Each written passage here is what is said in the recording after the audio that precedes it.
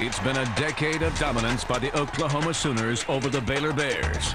But this season, the Bears have claws and a chance to go bowling in December. Oklahoma has been bruised, knocked around a bit, but the Big Red Machine is dangerous. They're a tough team to beat at home, and the fans know how to keep that Sooner spirit up. Baylor travels to Norman in an important Big 12 conference showdown. Bowl bids for both teams hang in the balance. Next on FSN. There'll be 84,000 strong tonight from Memorial Stadium in Norman, Oklahoma. One of the great settings for college football. And from Owen Field in Norman, it's the Baylor Bears at 4-2, the Oklahoma Sooners at 3-3. Big 12 football presented by Kyocera. And good evening, everybody. Along with Gary Reasons, I'm Drew Goodman. Well, Baylor's 4-2. That's uncharted territory for them, at least over the last decade. Oklahoma 3-3. But consider this: the 3 losses for the Sooners to teams that are in the nation's top 25, a combined 18-1. How about bowl implications in this one? Really, for both teams, I think bowls are very key for them, because if you get to 6 wins, that's the magic number. Baylor at 4 and Oklahoma at 3. They both got a little work to do, so this is a key ball game for both teams. Yeah, the subplot for this one, the health of Adrian Peterson, runner-up to the Heisman Trophy a year ago. He's been gimpy with a high ankle sprain the last couple of weeks, and if he can't go, they have to really dig deep on the depth chart. Well, Adrian Peterson didn't look well in warm-up, so it's going to rest on the shoulders of Jacob Gutierrez, a sophomore tailback, hasn't had a lot of work this year, so Bob Stoops is going to him, and a couple other tailbacks aren't available to him tonight. That's right. More on that in a little bit. But let's get an update on AD, as he is known here in Norman, with Jim Knox. Knoxy? All right, Drew, it doesn't look like Adrian Peterson will go tonight. Here's the problem. During warm-ups, he was not good when he cuts to his left, because on the right ankle, that is hurting him a great deal. Now, he's fine cutting to the left. That's the good ankle. But during the warm-ups, he barely got through, guys. Doesn't look like AD will be ready to go tonight. But, Knoxy, most importantly, you look very good. You're cutting right, you're cutting left, you're ready to go. The Baylor defense has been outstanding this year. Let's talk about their quarterback, Sean Bell. He does not make many mistakes. Well, he's been very efficient for him, Drew, and that's the thing about him, Sean Bell. He's a junior quarterback. He runs the offense. Hey, he actually leads the conference in passing. He's first in passing efficiency. The young man is not making mistakes, and if he plays well tonight, they have a chance in this football game. You bet they do. They have never knocked off the Oklahoma Sooners. Are 0-14.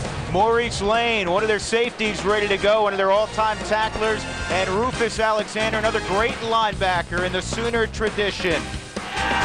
When we return, we'll join Mike Goldberg, Billy Ray Smith, and DeMarco Farr in our College Football Saturday studio. You're watching Big 12 football presented by Kyocera.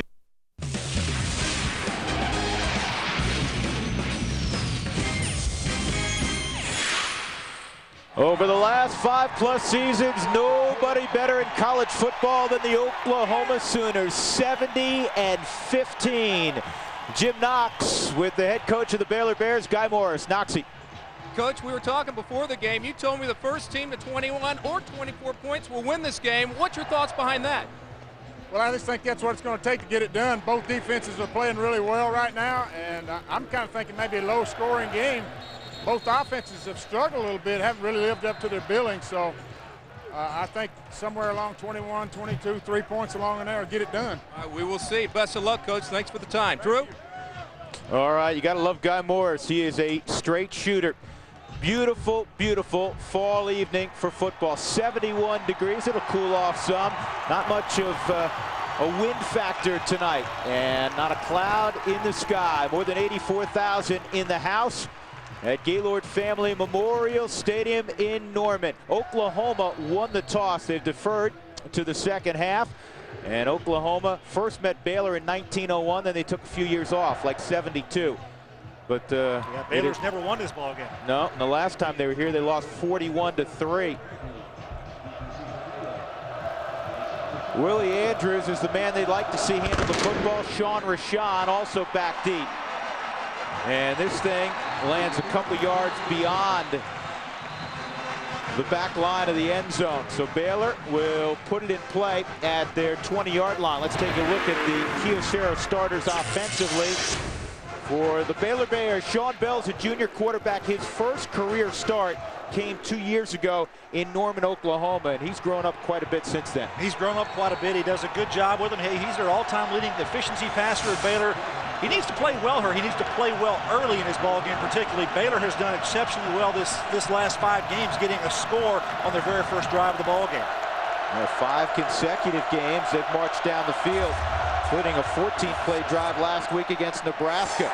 They give it to Mosley, and he's hit right at the line of scrimmage, but he drives forward for a couple of yards. He was hit by the strong safety, or the free safety, Lewis Baker. Take a look at the big guys up front. Evan Stone, LaQuella McDonald, they've been there a while. Oskin's the backup center. We'll watch how he does today with a very formidable front for Oklahoma. Mosley's a big guy, about 230 pounds. Ziegler, they want to get the football to him, and Shelton and Rashawn. Those are guys that can make plays for you for Baylor. Call it 2nd and 7.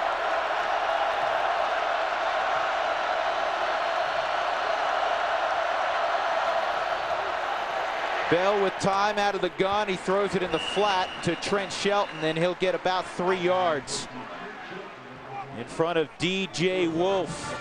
Let's check the defenders for Oklahoma. They've allowed only one school, Texas, to rush for 100 yards against them. Thibodeau's done a nice job at one of the end spots. Alexander, very active. Ingram's had a big year, and Zach Latimer, a senior first-time starter. The secondary will be tested. A lot of youngsters. Reggie Smith is a true freshman at strong safety, and there's a load. Dusty Dvorak. Dvorak's played exceptionally well for Oklahoma up front, and he's going to be working on that center who's inexperienced. He gets doubled, and the pass complete for first down. Ziegler breaks a tackle, and he's out of bounds at the 43-yard line. So Baylor gets a first down. They have talented receivers, Drew. That's something that they really do have. And I tell you, Dominique Ziegler, you get the ball in his hands. He's a big body. He's 6'3", 180 pounds, and he actually breaks the tackle here. Eric Bassey, number 6, that's Baker, coming over trying to make that tackle and can't get him out of bounds. So Ziegler get a good little yardage after the catch there from Sean Bell. Slot to the near side. Ziegler up top.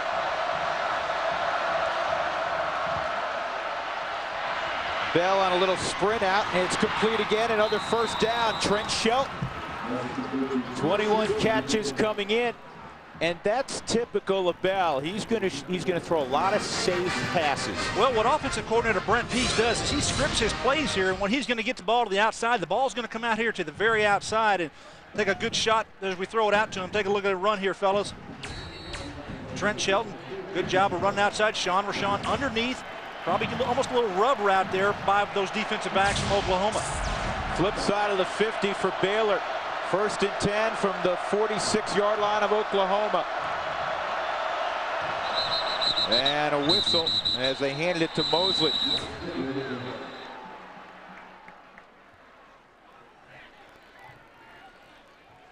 Prior to the snap, a false start by number 64 of the offense. Penalty is 5 yards, and it's still first down. Our referee tonight, Cooper Castleberry. And you heard Gary allude to this a moment ago. Last 5 ball games, their opening drive, very impressive. And look what they did last week against Nebraska. A 14-play drive that punched it in the end zone. Yeah, you put points on the board early in the ball game. Now, I tell you, an 81-yard drive against Nebraska, Big 12 competition. That is something impressive for this football team. And we've got a couple of first down here against the Sooner defense.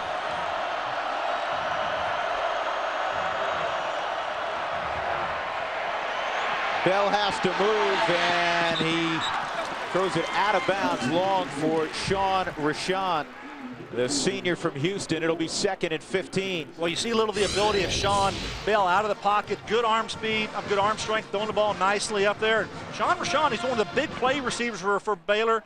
Does a good job getting behind the defense. Look for him to make big plays tonight in the passing game. And Sean Bell, when he gets hot, throwing the ball, intermediate passing and throwing it down the field, this Baylor offense is very capable.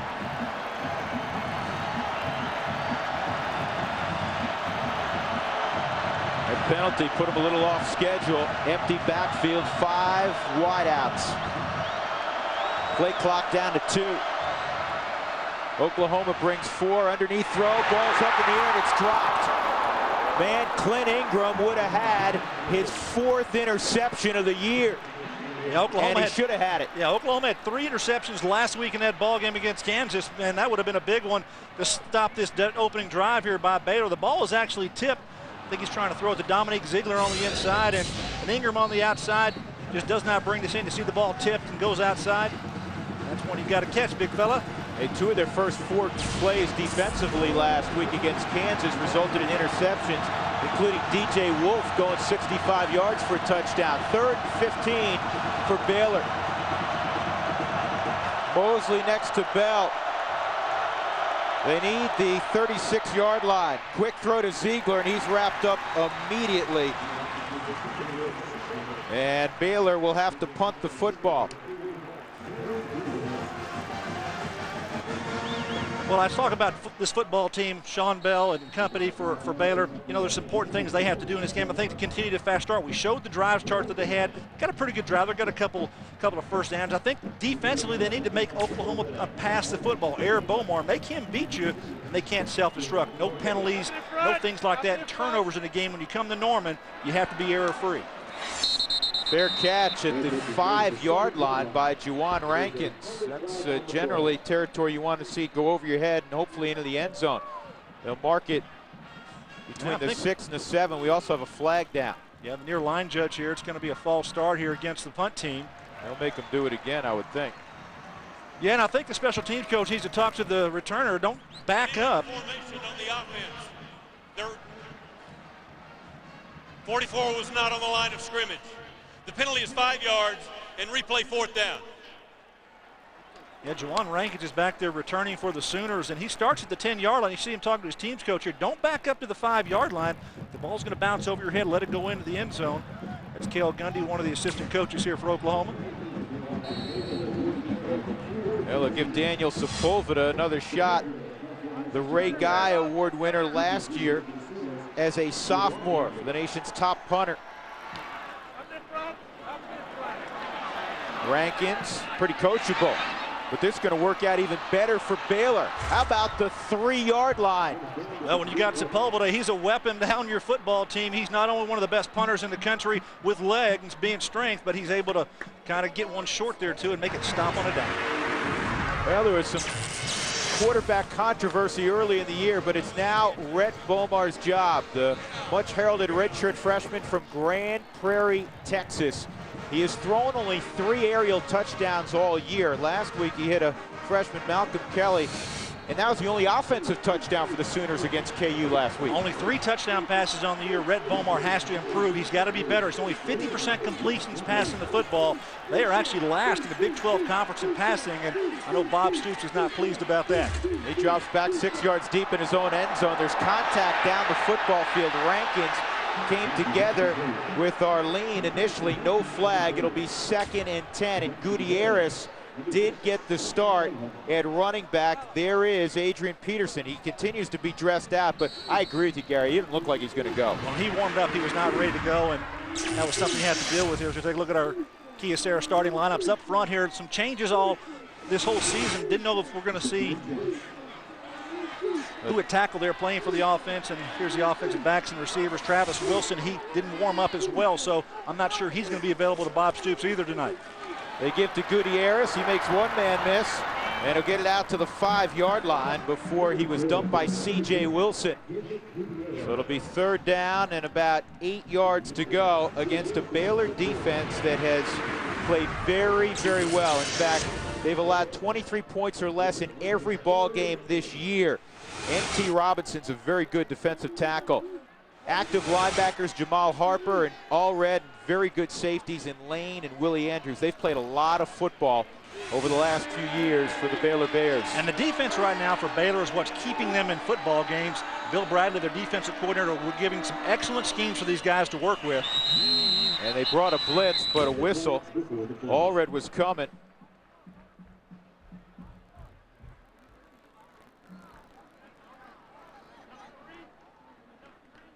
They've been a false start against Oklahoma. Dead ball foul, encroachment on the offense. Number 3 lined up in the neutral zone. The penalty is half the distance to the goal, and it's still 3rd down. Take a look at the Oklahoma keys, brought to you by Dr. Pepper. Gary, what have you drawn up? Well, I think overall offensively they have to have consistency. Running the ball, passing the ball, primarily in the passing game, haven't been there. And on defense, I think their secondary must improve. They've got to get their hands on the ball. Only 8 pass breakups the entire season. Start fast, come out, have a little swagger. You're here at home. I think you need to do something early in this ball game and establish who's going to be on top if you're Oklahoma. Throw it underneath, and Runnels is very close to a first down. J.D. Runnels on a little circle route out of the backfield. Yeah, you call this an F-angle route. He comes outside and he angles back in underneath the linebackers. Rhett Bomar looks downfield and checks it down to J.D. Runnels, who's an excellent receiver out of the backfield. NFL scouts like him a lot because he's a square blocker and he does a good job catching the ball. He's only run the ball one time in his whole career here at Oklahoma. Not a running back that you give the ball a lot to, but certainly good in the passing game. And he got just enough for a first down. That is an enormous first down for Oklahoma. They were back in the shadows of their own goalposts. Gutierrez, stutter stop, and maybe a couple of yards. Well, let's talk about the tailback spot here at Oklahoma. You know, we talked about Adrian Peterson not being available tonight. Well, then you'd go to your number 2 and number 3. Well, you think that might be Kewan Jones, number 20. Well, he was suspended for this ball game by Bob Stoops. And then you have your number 2 tailback, Dante Hickson. He's out with a broken ankle. So it falls on the shoulders of a sophomore, Jacob Gutierrez. Don't know a lot about him. People haven't seen him. He's played a little bit in some games this year. 14 carries coming in on the night. But his shoulder's going to have a lot of weight on him here, I think, after this ball game. Here's Runnels again with some room. A flag comes in. Runnels still going to the 35-yard line. Finally thrown down by Willie Andrews and Anthony Arline. Arline gets the final tackle on J.D. Runnels. We'll take a look at the flag here and see what happens. Going against the Sooners here. Going to be offensive interference, and this is going to negate this play. You talked about a pick play earlier for Baylor, or close to a pick play. We may have seen one there.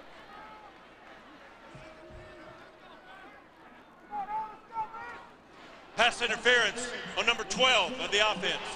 The penalty's half the distance to the goal, and replay second down. Yeah, he found Paul Thompson coming out there, and Paul's was a starting quarterback this year, now moved to wide receiver. He's the starter. Take a look on the left side of your screen, and there's Paul Thompson right there in the middle of it. Gets his hands on him, and a pretty good block to me. It must have happened before that. It had to have happened before that.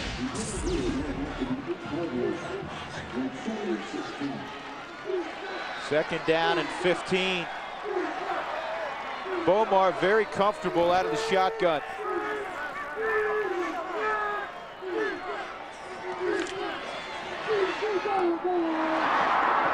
And he's got it to Paul Thompson. 5th catch on the season for the converted quarterback. He started the opener for Oklahoma, and he remains the backup quarterback. Well, if you're Rhett Bomar, what happens with you here on this play is you're just looking at a defensive lineman coming right at you. Watch number 92, Michael Gary, right to the middle of the screen. Nobody touches him, and I don't think that's what you want to have come at your quarterback early in the ball game. Obviously, kind of a break here on the offensive line here. They block out and they block down, and here's MT come right up the middle.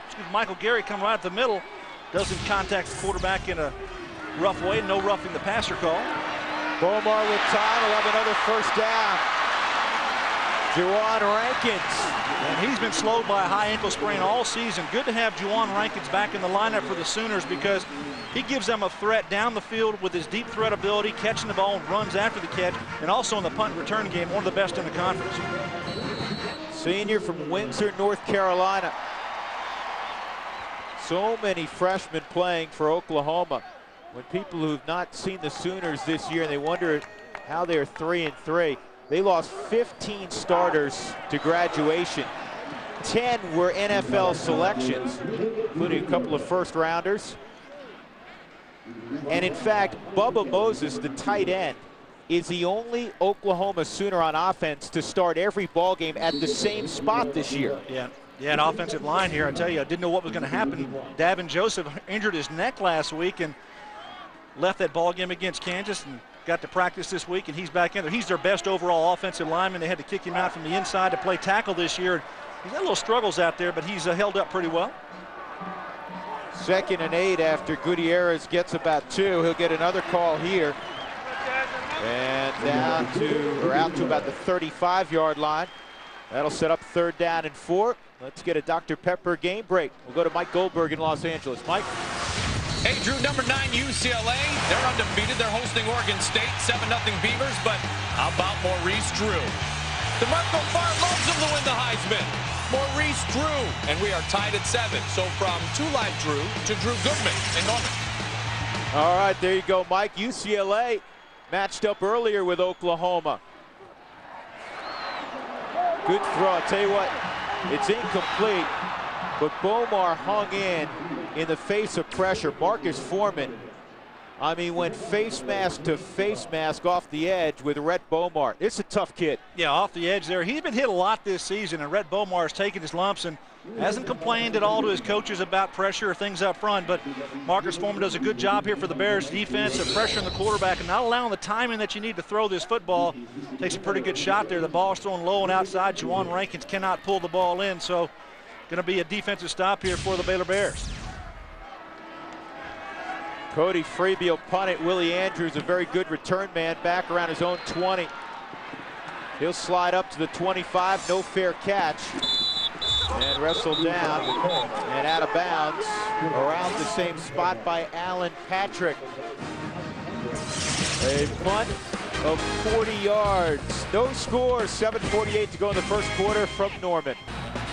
Yeah, a couple of opening drives here, Drew. Both football teams not getting a whole lot, but good job by Oklahoma coming off of their goal line, a little field position, and flipping the field with your punt game, and at least making Baylor have to work down the field. And when you don't expect a lot of points, that can be huge. DJ Wolf throws Brandon Whitaker out of bounds. We'll see a lot of Whitaker, a sophomore from Edmond, Oklahoma, and he goes to high school I think you're familiar with. Well, Edmond Santa Fe High School up there in Edmond, and also on the defensive side for Oklahoma, number 1, Reggie Smith is from there. A couple of guys in this ball game from Edmond Santa Fe. Hey, good news for those guys. Their high school team, guess what? They're 8-0 on the season, leading the Class 6A here in the state of Oklahoma. It's a pretty good job by those guys. How's their volleyball team? Pretty good, too. Yeah. Know anybody on their team? Oh, yeah, a couple of guys. 2 Reasons girls. Underneath throw, and again it's complete. Trent Shelton will move the chains out to the 43-yard line. You look at what offensively what Baylor does is they spread the field. They use a lot of formations. I talked about earlier where they script the plays and they come to the line of scrimmage. They practice these plays in practice, and they want to run them early in the ball game. And what they try to do, Brent Peace does, the offensive coordinator, is he says, hey, I want to give them a different look. I want the defense to kind of figure out what we're going to do, and we're going to find out what they're going to do in certain situations so we can game plan. So then you have a chance to take a look at it down the field as we take a look at Brent on the sideline.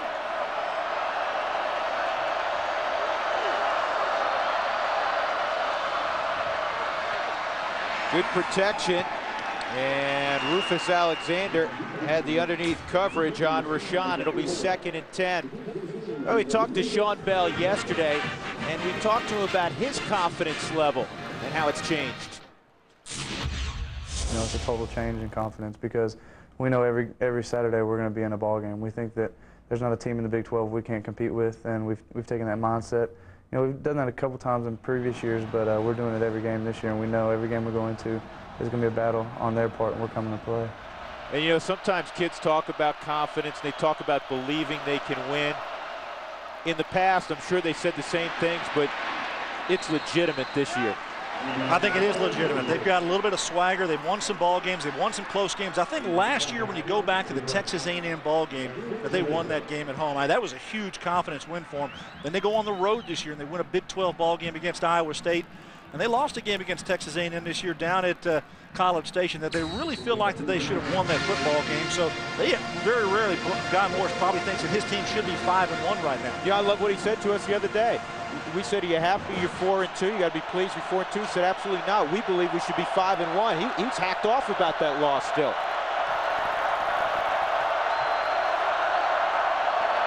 Third down and 7. Bell throwing, and Rashad cannot pull it in. And a trend is developing. They're picking on DJ Wolf. Well, DJ Wolf is one of the guys in the Oklahoma defense who will actually go and make a play on the football. He's the only one that has any pass breakup, so to speak. So when when you take a look at what he's doing out there, had an interception last week. This ball just led inside. Sean Rashawn was actually behind DJ Wolf. Could have been a big play for Baylor, but it brings up a 4th down. And take another look at Daniel Sepulveda. Yeah, DJ Wolf, converted running back last year. He rushed for over 100 yards in a backup role. Sepulveda will get this one inside the 20 again, and it'll die about the 12-yard line. So Oklahoma backed up once again. A battle of field position thus far. Not a large surprise. 6:12 to go opening quarter. Baylor and Oklahoma from Norman. Back in a moment.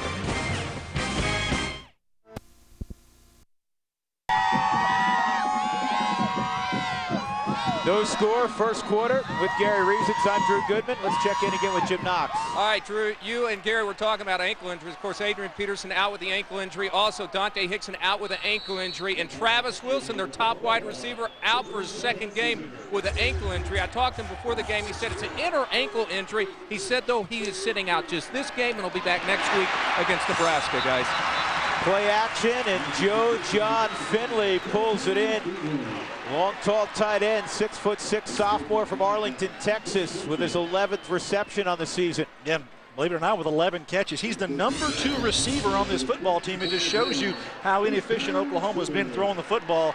But this is a good job of play action. Get it to your tight end on the sideline here and make a nice play on 1st down. Alan Patrick, the 5th-team running back, takes the football. And he lowers his pad level and gets about 4. That's the most productive run of the ball game for the University of Oklahoma. Colin Alred will get up last, senior backer from Dallas. Patrick, the sophomore from Conway, South Carolina, transfer from the Jayhawk League. He played at Independence Community College. Yeah, and I saw Davin Joseph come off the field after that play. Don't know what's ailing him, but he's not in the lineup.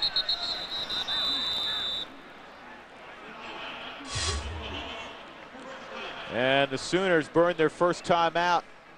We'll step aside as well. Oklahoma looking at a 2nd and 5 from their own 30 when we come back to Norman.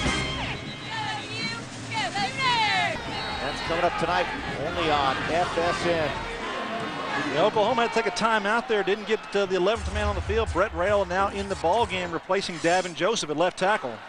Boy, Patrick ripped by Montez Murphy shortly after he hit the line of scrimmage. Let's get another Dr. Pepper game break again. Mike Goldberg.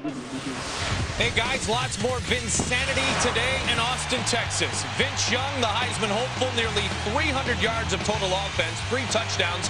2 of those to this man, Billy Pittman. 52-17, Texas beats Texas Tech. The Red Raiders no longer undefeated. Yeah, Texas right now looks like they're on a collision. C.J. Wilson, he'll cut it back inside the 10, spilled at the 7-yard line.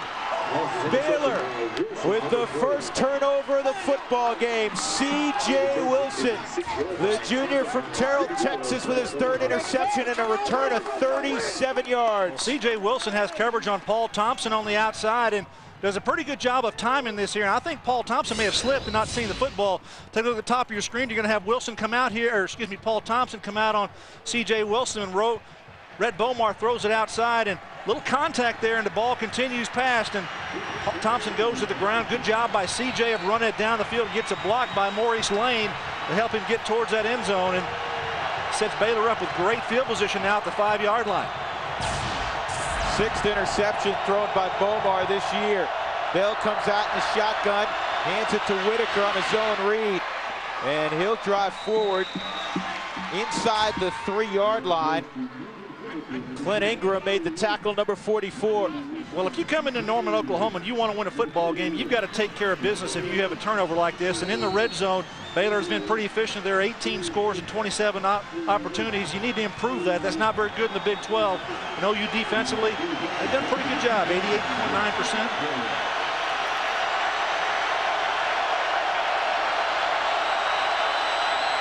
3 tight ends in the game. Hand it to Mosley. He's the bigger of the 2 backs. He goes about 230. Whitaker's about 195. Not much doing there. It'll be 3rd and goal Getting up last was C.J. Ayu, a junior from Highland, Utah. You know, Drew, when we talked to the coaches for Baylor, they talked about opportunities. And you got to create opportunities, and that's exactly what a turnover is in this ball game. You're in a hostile environment. You come here. Nobody expects that you're going to win this ball game, at least nobody of recent memory, because Baylor has not been a quality football team. But you come in here with a little bit of swagger and you make a turnover and put points on the board. That's very meaningful, and it's a great start for the football team if you can convert. Yeah, but you'd love to get 6 if you're Baylor. End zone shot, touchdown. Jason Smith, the redshirt freshman. 270-pound tight end, and Baylor breaks on top. They do get 6 off the interception from Rhett Bomar. Well, this is exactly what you like to have. Points after a turnover and you get the touchdown. It's just a play-action pass here. Faking to Mosley inside, and the big tight end gets behind the linebacker, I think Clint Ingram there on that side, and good job by Baylor of converting that for the score. And Gary, how about the touch throw? He had to get it over the linebacker level and drop it in. Yeah, right over Ingram, and good job by Baylor, putting points up there.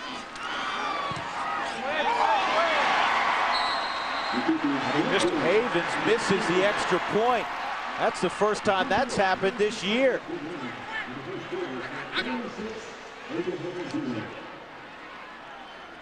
So Havens pulls the extra point, and it's 6-0 Baylor. Let's take a look again at the touchdown throw from Sean Bell. Jason Smith on the right side there, and he works back to the back part of the end zone, has to throw it over the defensive back, and good job of good touch there by Sean Bell. That's a big target now. Jason Smith, a redshirt freshman who has eaten well through his first 18 years, 6'5", 270, and Baylor gets in the end zone. The only downer again is that they missed that extra point. Check in with Jim Knox. About earlier about the swagger of the Baylor Bears, talking to Guy Morris before the game, he said, you know, usually they'd walk in the stadium and they see, oh, Oklahoma, national championship, and they would be defeated before the game even started, but not this year because they have a few wins coming in under the belt.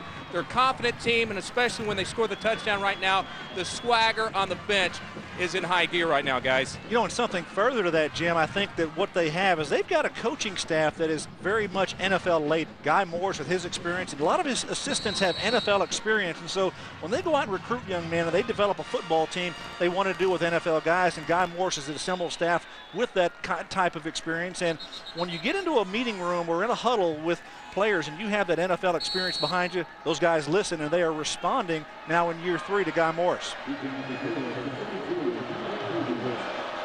A lot of ties to the Philadelphia Eagles, naturally, where Guy Morris spent most of his NFL career as a center. Finished up in New England last few years.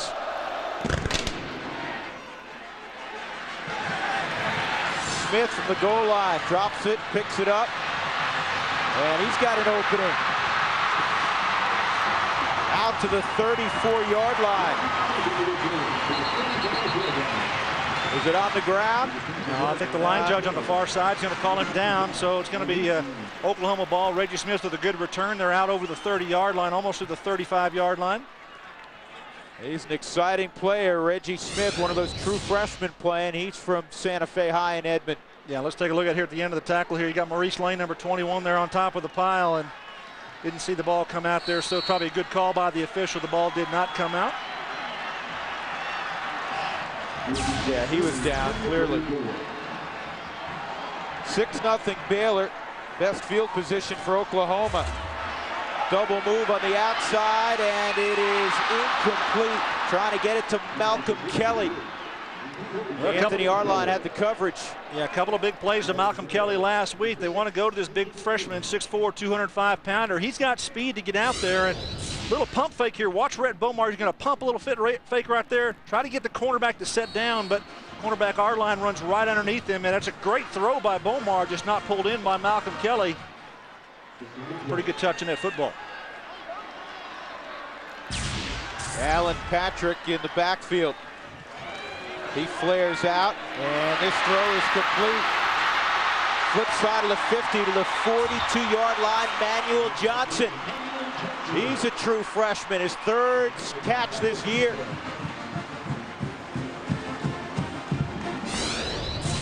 Well, we talked about efficiency and trying to be consistent offensively. If you get your passing game going for Oklahoma, that's what they really like to do, and bring it down the field and get yardage after the catch. Something Oklahoma has not had a lot of this year. Bob Stoops would like to see more of it.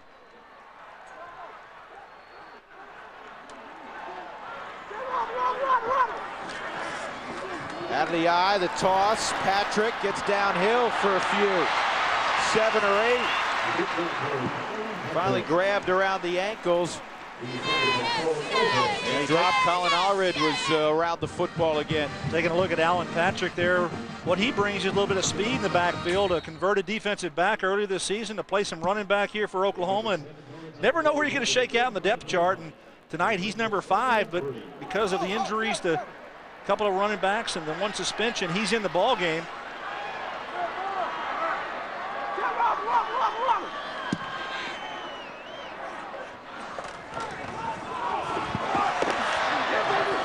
He gets it again, then he stood up in the hole. That's Allred. He's close to a first down on forward progress. Well, Colin Allred is a solid linebacker inside. He keys very well and he gets off the block very well, and he did a good job that time just waiting for Allen to get open in the hole there. And take a look at the numbers for him on the season.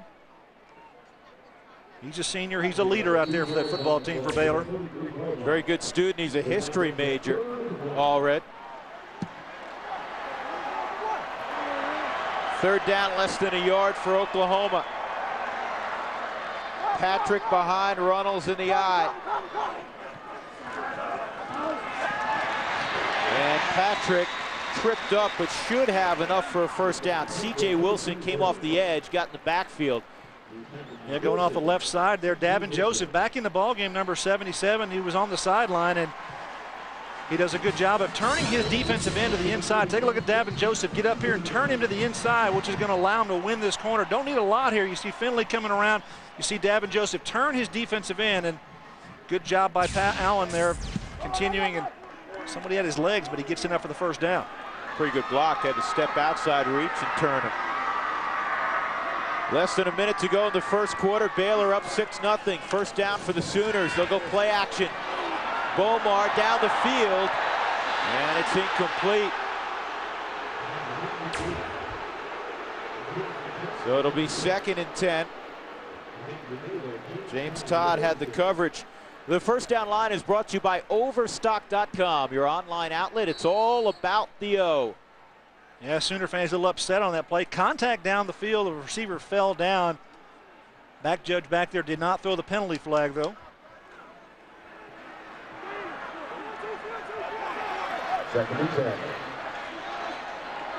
Johnson to the top. Kelly to the near side. Runnels in motion. They have a screen set up to Gutierrez, and he drops the football. Yeah, we talked about Baylor and the defensive looks there that Bill Bradley, the defensive coordinator, is going to give. He's going to roll some people in and out of the ball game, but primarily they'll blitz quite a bit. That time they only rush 4. Good job of laying off and being able to take care of the screen. Gutierrez needs to bring that ball in, though. Yeah, last time Oklahoma played Baylor, 35-0 down in Waco in favor of the Sooners, but a number of blitz packages sent their way, and that was with a veteran quarterback, Jason White. They show blitz, they bring 5. And that is complete. Nice catch by Kelly, right near the first down marker in front of James Todd. You said it a moment ago, this kid presents a big target, 6'4" and 205 pounds. A true freshman from Longview, Texas. Well, they knew they had some good receivers here, young guys. They just got to get them in the game and get them experience. And Brett Bomar, he's young himself, a redshirt freshman, but when you can start developing a little chemistry with some talented receivers like that and a talented quarterback, I tell you, you can see some bright things here for the offense as time goes on. But it just takes time to develop that, and we'll take a look at whether it's going to be a first down or not. It's something else. Not only did they lose 15 starters, 10 to the NFL, but keep in mind, if you're a Sooner fan and you're in panic mode, you lose 15 starters, guys who didn't just start for 1 year, guys who started for 2 and 3 years. Therefore, some of the older players for Oklahoma, a guy like Zach Latimer playing defensively, He's a first-time starter as a senior, so they don't have a lot of experience even among their upperclassmen. And I think Bob Stoops kind of addressed that a little bit this year. You know, he didn't have a chance to play some of those guys because they're looking to win championships, and you know, you want to put your best players out there. But I think they see that right now that they do not have the game experience in some of their underclassmen that are now being able to play. Gutierrez keeps his legs driving inside the 15-yard line. Todd held on. But a decent gain on the ground on first down. It'll be 2nd down and 4, and that will be the final snap of the first quarter. Oklahoma on the move. Baylor has the lead 6-0. 6-0 Baylor Bears in Norman. You're watching College Football Saturday presented by Kyocera on FSN.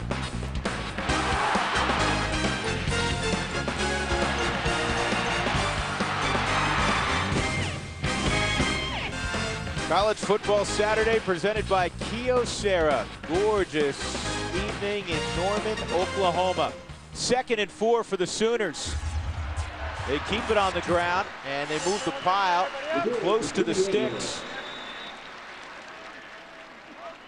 So Oklahoma playing tonight without Adrian Peterson. And just to recap, Jacob Gutierrez, who's carried the last couple of times, is the 4th team tailback. Kewan Jones has been suspended for tonight's game.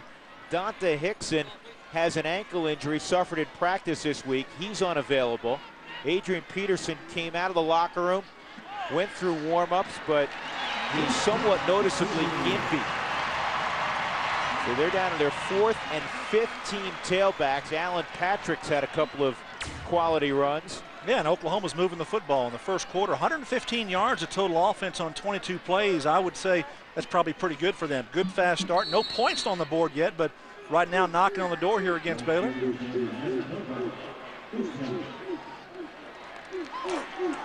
Now this is where Baylor's been good. They've held opponents to 3 points plenty of times in the red zone this year. 1st and 10 for Oklahoma. Throw it in the flat to Runnels, and Allred will knock him out at the 6-yard line. Well, that's tough to get squared up if you're a running back. You come out of the backfield and you catch the ball on the sideline, and you're right there. You're about to step from the sideline. Then you're trying to right yourself to get going north and south towards the end zone. J.D. Runnels, one of the best backs coming out of the backfield, catching the football. He's got a couple of grabs already tonight. I was going to say, if this was Canada, he probably would have scored. A little wider field. A little wider, yeah.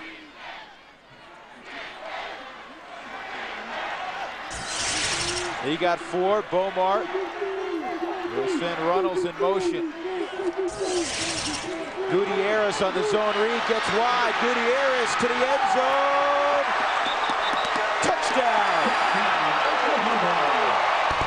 Jacob Gutierrez gets the Sooners even with Baylor.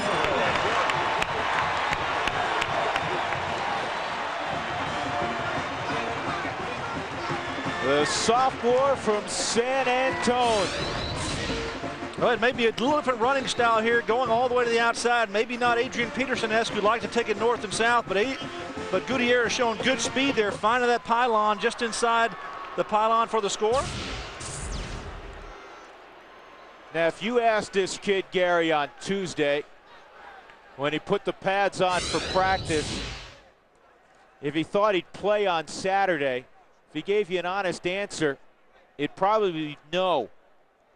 Well, I wonder how many snaps he got in practice this week. He probably got some snaps, but probably didn't know what it was going to be about. That's a pretty good job of getting it in the end zone. I don't know if he stepped out of bounds or not, but you know, in warm-ups tonight, we were watching him warm up, and we saw Coach go over and talk to him, and it's kind of like a shock on his face that you know, he's probably going to be playing in this ball game because Adrian, they saw him warm up and didn't look like he was 100%. They're going to try to see if Gutierrez, that's what they're checking, if he broke the plane of the goal line or not. The play stands as called. Touchdown. Yeah, you can see it from that angle. His feet did not get to the sideline, and the ball was definitely inside the pylon. Good job by Gutierrez, and nice turnaround here and a good drive here by Oklahoma. Only about a third of plays reviewed this year in the Big 12 have been overturned. Now the chance to actually get ahead in this ball game. 2 touchdowns scored, but remember, Baylor missed that extra point. Garrett Hartley, good snap, good hold, and he gives Oklahoma a 7-6 lead. And I know if you're Guy Morris, you always worry about extra points taken off the board if you miss a field goal. Tell you what, extra points when you expect a close, low-scoring game as Guy Morris does. You hope it doesn't come back to haunt Baylor. Ultimate Flair. You're watching FSN Southwest.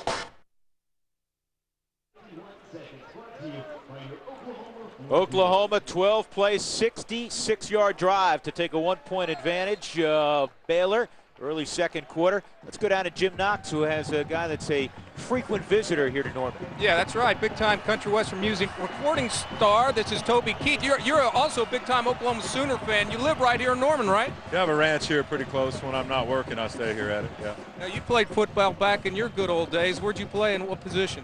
I played defensive end for a team here in Oklahoma City years ago called Oklahoma City Drillers when we were trying to all get in the United States Football League. Right now you're on a movie shoot? I'm on a movie shoot in Atlanta, a movie called Broken Bridges with Kelly Preston and Burt Reynolds. Last time we were here, you took off at halftime for a performance in Dallas. You taking off anywhere tonight? No, I'm going to stay here tonight. I got a coach. Maybe a concert after the game for some of the broadcasting team, huh? Be at my ranch. Let's go. There we go. We got it lined up. Good gig tonight, guys. Appreciate it, Toby. Knoxy, you get the directions. Andrews from the 8, trying to get to the wall. He has an opening now.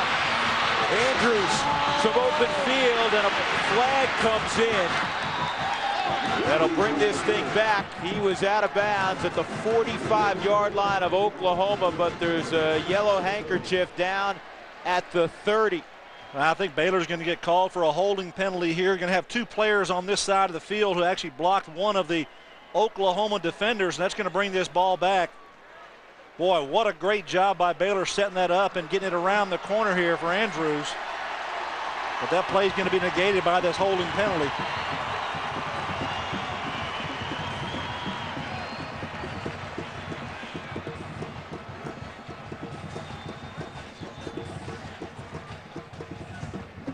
Holding on the return team.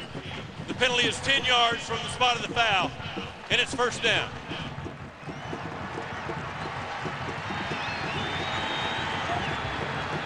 Well, Andrews comes up with a good return. Watch on the left side of your screen up here. You're going to have 2 players blocking an Oklahoma to kick coverage person. That's going to be the hold. The back judge throws the flag right here on that hold. It's going to bring this return back. That was a pretty good block for me. So Baylor now from their own 20. They lost 35 yards of field. Out of the reach is Sean Rashan. Let's take another Dr. Pepper game break. We check in again with Mike Goldberg. Mike. Hey, Drew, number 14, Penn State trying to rebound from their loss to Michigan and the loss to the freshman Derek Williams. So Michael Robinson says, I'm the quarterback. I'll take it in my hands. Throw it to a couple other guys. 4 touchdowns already for Michael Robinson. That one to Deion Butler. It is 28-3 Penn State. Tell you what, so good to see Jopa and Penn State back among the college football elite. 2nd and 10 for Baylor. And double coverage on Ziegler down the football field. Kind of ran up the hash marks. It'll be 3rd and 10. You think that's an important play in the kick game here? It certainly is. Baylor was going to have great position, but it came back because of penalty. And actually, I think this winds up actually being a good call. When we take another look at it here, look at the bottom of your screen. You can have Jamal Harper with a little jersey right there. That's what they're calling. So the back judge you saw that throws the flag in, that is actually a pretty good call when you stretch that out. But now we've got a 3rd down here for Baylor offensively. They've got to get something going here. Good job by OU defensively here on this turn of events. Trips to the top, they empty the backfield. Oklahoma brings heat, and the crossing route underneath, a misconnection with Trey Payne. And Baylor will have to pump the football. It's 3 and out. Well, Sean Bell did not want to have any part of Clint Ingram, who was coming off the outside on a blitz there. Change up there by the Oklahoma defense. Good job of putting pressure on him. A lot of coaches like to do that on 3rd down and long. Go ahead and pressure that quarterback, make him get rid of that football early before he would like to, and it works well for Oklahoma. Well, Daniel Sepulveda owns 58 punts, as he'll get another opportunity. 58 punts of 50 yards or more in his career as a Baylor punter. And now would be high time for one of those 50-plus jobs. Dead ball foul, an illegal snap on number 62 of the offense. The penalty is 5 yards, and it's still 4th down. Well, he either picked the ball up and kind of does a little, gets it up and going, or he might have bobbed his head. That's a couple things that centers do that get that call. Jonathan Weeks is the long snapper. Designated snappers for both these teams. And Sepulveda hits it pretty well. Rankins back to his own 28. Nice move by Rankins. And he stepped out of bounds at the 36-yard line. A punt of 56 yards. 7-6 OU. Your online outlet, it's all about the O. With Gary Reason somewhere up there. And Jim Knox down on the field. I'm Drew Goodman. 7-6 Oklahoma. Early stages, 2nd quarter. And it's complete to Alan Patrick out of the backfield. So starting to get a rhythm now is Rhett Bomar. The tackle by Jamal Harper. I think Rhett Bomar's thrown the ball pretty well tonight. He's delivered the ball down the field and also to his intermediate passing. So Rhett looks like he's pretty sharp throwing the football. Gets a good 1st down there on this drive. One of the things that's interesting about this quarterback matchup, and it's not unusual, both Sean Bell and Rhett Bomar played for their dads in high school. Bomar play action. He's got a post route, and it is complete to the 20-yard line. Hauling in the football, Manuel Johnson. Manuel Johnson goes up the seam and does a good job of getting open here. Rhett Bomar, play action fake in the backfield and does a nice job delivering the ball. Probably could have thrown it a little bit further, let Manuel run under it, but nonetheless a good positive play here. Throw it right down the middle of the field. You've got some space. You see Johnson slow down, come down for the football, and good job of hanging on to it after it because you got a lot of Bears trying to pull that football out. One of the longer passing plays of the season for Oklahoma. Gain of 33 yards. Gutierrez on the zone read. And Allred rides him down after a yard gain.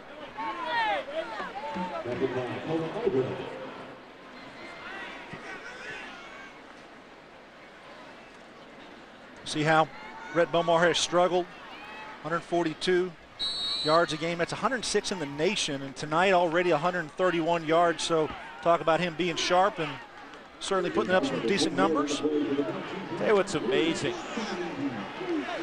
Even when you consider how many young players Oklahoma's playing this year. 11th in total offense in the Big 12. It's just shocking to see him down there.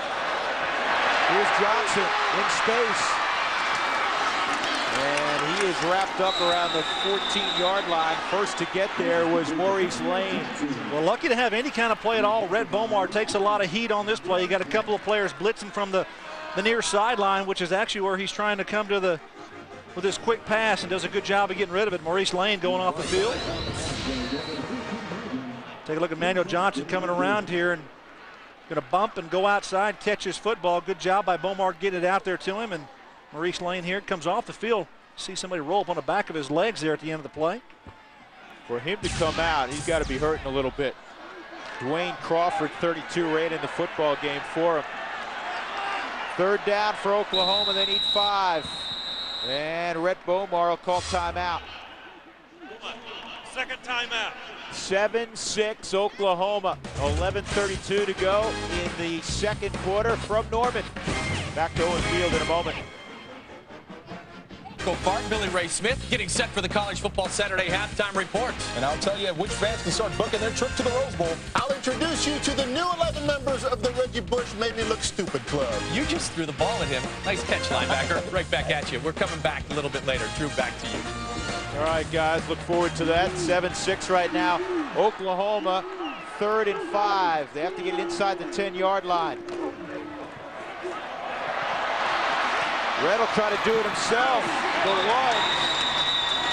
And you know what? With that lead, he came very close. You heard of the long jump. How about the taking the whole body and trying to lunge it about 3 yards in the air? I don't know if this is a quarterback draw or not, or Red Bomar takes it. Colin Allred, they're trying to knock him out of bounds. Good job of stopping his feet and getting the momentum. It's a tough spot. Just going to be a judgment call on the officials where they put that, and looks like they're calling the chains over to measure it here. He got a very good spot. He got a real good spot. Red Bomar is a very tough kid. In fact, Bob Stoops has had to talk to him a little bit. Chuck Long, the offensive coordinator, about getting down, because there are times this year on the sideline, instead of stepping out of bounds, he'll lower his pad level, and he got the first down. And he got the first down on that play. That's a good job by the quarterback coming around the corner. I thought it was actually trying to be a pass to the fullback, but he pulled it down. Looks like he didn't have it. Take a look at Chuck Long upstairs. Didn't get a lot of blocking here. Colin Allred just taking another look at it here. Good job by stopping his momentum and continuing, just taking that ball down. And like you said, Drew, he might have gotten a pretty good spot there. He got a real good spot. Oklahoma will take it 1st and goal, just inside the 10-yard line. Sooners leading 7-6. Well, the run game is pretty much back with the quarterbacks here at Oklahoma. Jason White under center. Wasn't a whole lot of run game going from that spot.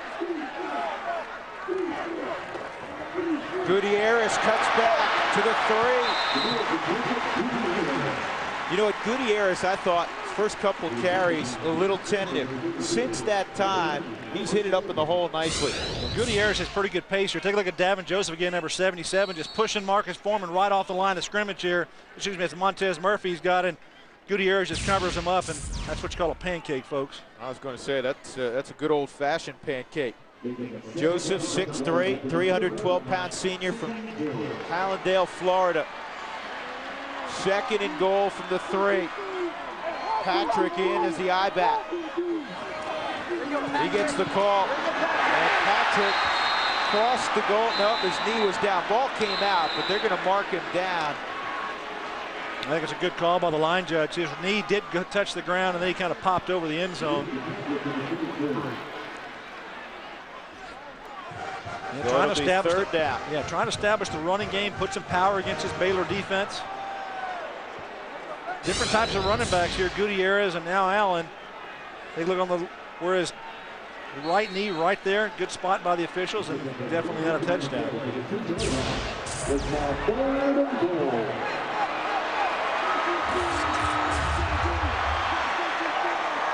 Runnels and Patrick on 3rd and goal.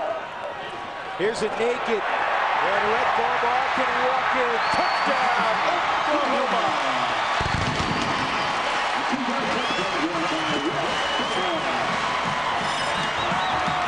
Great call. Yeah, that's pretty good play calling by Chuck Long and the offensive staff. Go ahead and bang it up inside. Hey, you try to run up in there a couple of times with some success, move the ball a little bit. Nothing wrong with taking a speedy quarterback around the edge, and Rhett Bomar does a nice job of it here. Good play fake inside, and watch the white jerseys all there, and Rhett goes right to the house on the corner. Good job by him in this offense for Oklahoma. 3rd rushing touchdown this year for Rhett Bomar.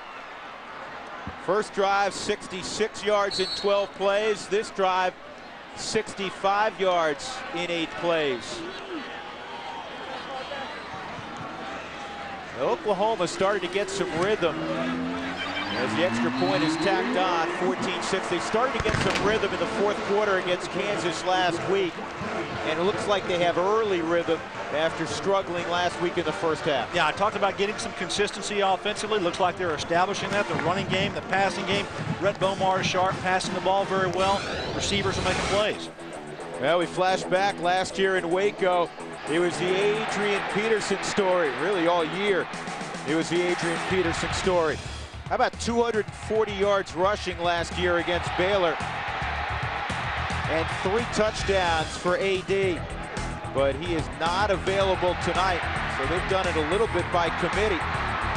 Well, you think he's not happy but not playing this game when you put 240 up on the board, running the football, and Adrian being held on the sideline again because of the high ankle sprain, not ready to go, and looks like he's getting good production from his teammates out there. But you know, Adrian Peterson this year, you can take a look at just the numbers here, and really hasn't been what he had a year ago. Let's take a look at what he's done in 2004, 2005. Just tremendous output in 2004, and this year, not anything near it. You know, just 398 net yards, and this is to date. This is what had been through this ball game. So Adrian Peterson, not what he had. And remember, the offensive line has changed. The passing game is not there. If you put it all on the running back, you're not going to be able to get the accomplishment, the output that you want. Yeah, I mean, if you're going to game plan this year, at the start of the year, playing Oklahoma, you're focused on 28. Yeah, you put 12 guys in the line of scrimmage if you can. Stop Adrian Peterson. You allowed to do that? Well, some guys try to do it. I don't know if you're allowed to. Canada again, right? You got to go north of the border.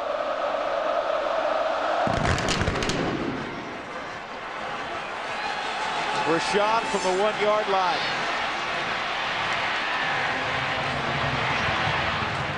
And he does well to get to the 20-yard line.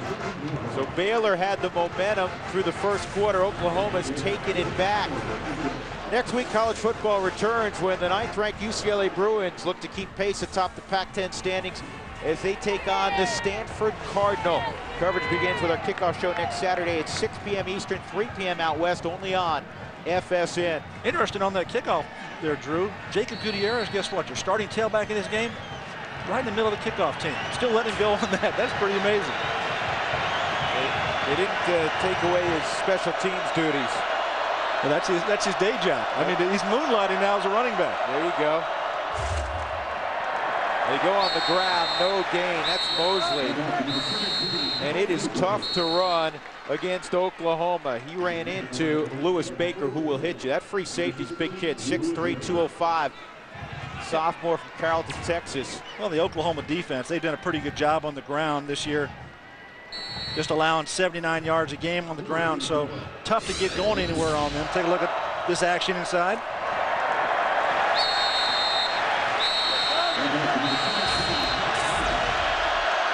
Second and 10 for Baylor. Bell, slip screen, Ziegler gets through into the secondary. And Ziegler moves it above the 39-yard line. First down for the Baylor Bears. That Drew, you're going to like design. this. This is a great design. This is a double screen. You're going to pump it out to the wide side, and you're going to set up a screen to go this way here, but it actually comes back inside and comes around. Good job here. Watch the effort by the Baylor Bears on this one. The pump fake outside to Sean Bell, the tailback. The Sooners look that way, and Ziegler takes it inside, gets behind his big offensive lineman, and then takes it around the corner. That's a very nice play design, and the execution was just as good. Ziegler, a junior from Killeen. Brent Pease was telling us earlier this week, we got to make plays offensively, and that means we got to get the ball to the guys who can make plays, and Ziegler is certainly one of them. Over the head of Trent Shelton. He was covered by Lewis Baker. It'll be 2nd and 10. Yeah, the only team to have success running the football this year against the Sooners was Texas. They're the only team to go over 100 yards rushing against Oklahoma. And that's not a big surprise. Not a big surprise. They're playing pretty well right now with big ball game today and defeating Texas Tech, so they're undefeated. Brett Venables has done a great job with his defense year in and year out, and he gets these guys ready to play, and he's got a good group out there, and they're solidifying. They've had some trouble. The defensive linemen had some injuries, some guys not available to them, but they have done the most with what they've had. Did he catch that football? Over his head. I don't believe he caught it, but Baker's came in and he decided, okay, no matter what you're going to do, I'm going to come in and give you a pretty good shot. Yeah, Baker last week had a blow-up shot against Kansas. I mean, this kid will blow you a kiss now. Well, right there on the sideline, good hit right there in his shoulder pads, right below his shoulder pads. And Baker got the start in his ball game again at safety, and it started earlier. Nick Harris had come in to start as well, but got the start tonight and playing pretty well. 3rd and 10. Rufus Alexander, one of the leaders defensively for Oklahoma, trying to excite the crowd. And Sean Bell will call timeout. 8:45 to go before halftime in Norman. The Sooners 14, the Baylor Bears 6.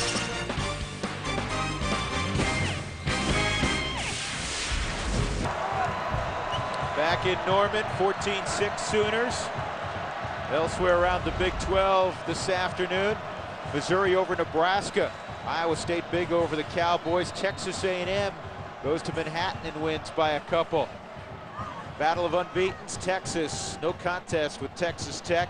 And Colorado in the second quarter, 10 up on the Jayhawks in Boulder. Yeah, Colorado trying to hold serve with Missouri to take the lead in the Big 12 North. Third and 10. Pressure, ball's on the ground. Oklahoma football at the 35 of Baylor. C.J. Ayu got in there. C.J. takes a long path to get there, but when he gets there, he hangs on to Sean Bell, and he actually pulls this ball out, causes a fumble, and turns it over for his football team. Sean Bell steps up in the pocket, but there's nowhere to go. And take a look at C.J. on the top side of your screen. He's going to come around the back side of Sean Bell and get in there. The ball pops out, and his teammates jump on top of it. Big turnover here. Take a look at C.J. on the right side. Number 99 going to come into your picture with the right hand, grabs his right arm, and the ball knocks it loose. Good picture, guys. Good look at that. And the defense jumps on top of it. Yeah, Remy Iodell came up with it.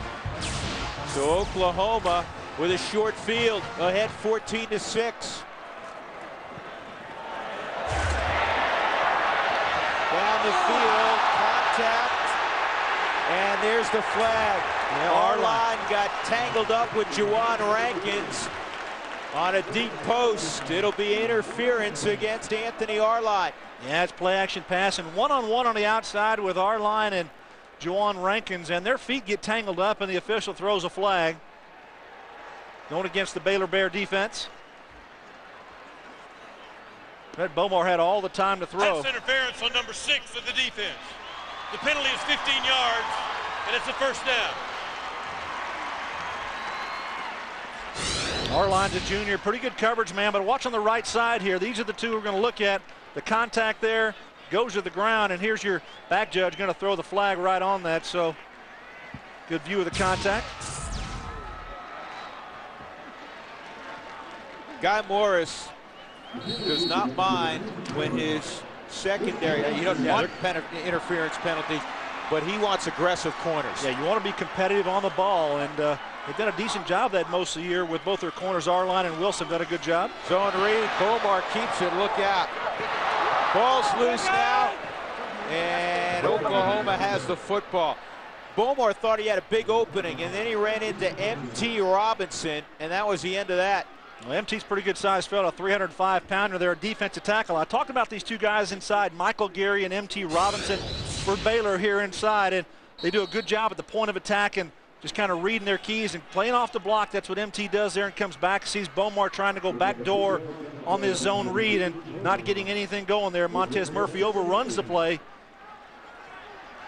And Murphy's the one who knocked the ball out. 2nd and 8.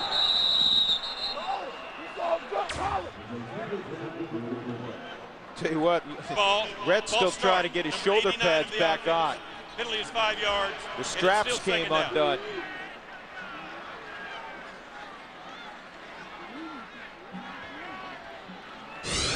Watch the right side of the line here as they kind of pick up there. Big Bubba Moses there on the outside.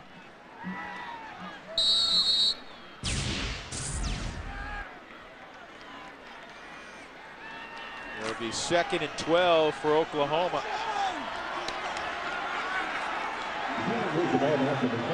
Two for 2 in the red zone tonight.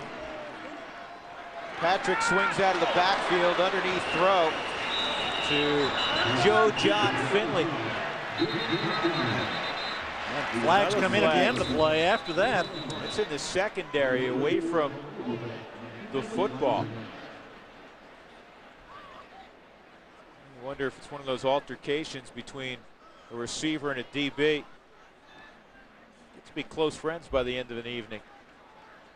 You know, when you get officials out there and they get these little huddles and they fold their arms, they put their hands on their chin, and just kind of body language, you know, a little casual conversation, but it's meaningful stuff. So yeah, they're just got the hands on the chin and just taking it easy, hands on the hips.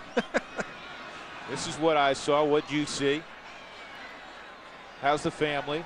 Mix that in. We need some FaceTime, guys. Just take our time After here. the play, a dead ball, personal foul on number 15 of the defense. And a dead ball, personal foul on number 11 of the offense. The penalty's offset.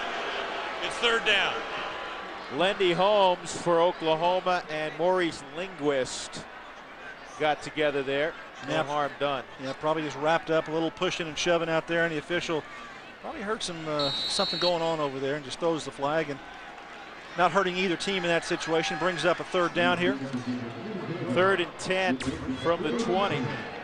Bomar's hit his last 5 passes. Gutierrez steps into the backfield. Baylor brings 4 and a minimal gain to the 15-yard line as they throw it to J.D. Runnels. Runnels' 3rd catch of the ball game. Well, good efficient drive by Rhett Bomar, bringing his football team down here inside the red area, and it's okay. Put your field goal team out there. Garrett Hartley, let him get a chance to put 3 points on the board. And he's 5 of 7 from this distance this year, inside of 40 yards. And this will be a 32-yard attempt. And Hartley's kick is true, right down the middle, and Oklahoma extends their lead 17-6 with 6:23 to go before halftime. And let's check in again with Jim Knox. Knoxy. All right, Drew, as you see Sooner fans and Sooner man right here happy about the Oklahoma Sooners performance so far. And don't forget, college football fans, you can email us throughout tonight's game. Just log on to foxsports.com on MSN keyword Ask Knox. Send us an email. We'll try to answer it in the second half. That's foxsports.com on MSN. What's the keyword, guys? Ask Knox! There we go. Send us an email. We'll get it answered in the second half, Drew. Knoxy, I sent you an email. I sent you an email 2 years ago. I still haven't gotten a response.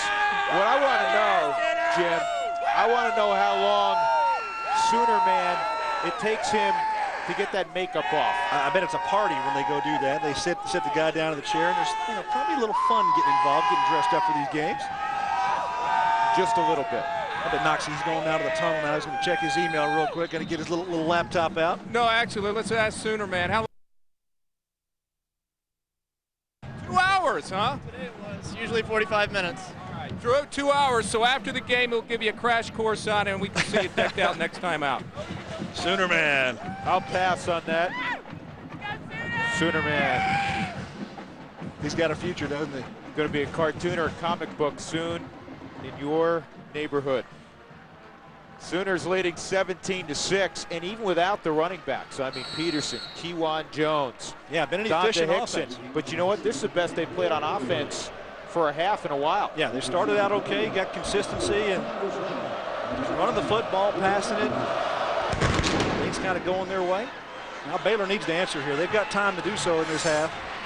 Sean Rashad, he's got an opening up the gut. Rashad, he's on the sideline. I don't think anybody can catch him. Rashad to the end zone, no flags, touchdown Baylor. That's one way to respond. 97 yards on the return by the senior from Houston. I talked about Sean Rashad as a big play wide receiver and in the kicking game here earlier, and that's exactly what he brings to this football team. Bob Stoops not happy about that. He's very diligent on special teams here at Oklahoma. When you kick off, you want to be able to make plays and stop somebody, and it kind of quiets the audience, the crowd here. Good job by Baylor. Good block, sealing everybody inside. Sean Rashad runs around Hartley. He never has a chance, and just turns on the Jets to the end zone. That's the way to answer a nice drive by the Sooners.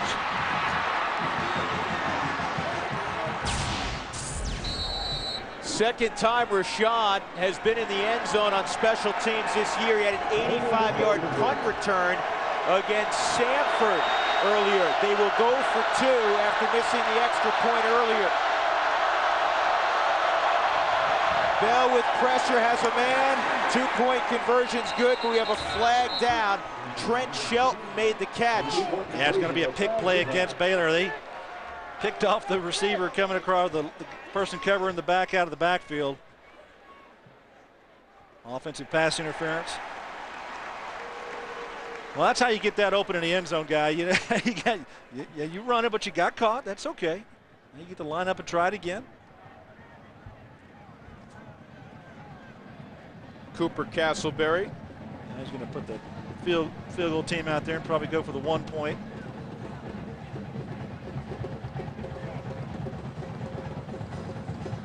Pass interference on number 7 of the offense.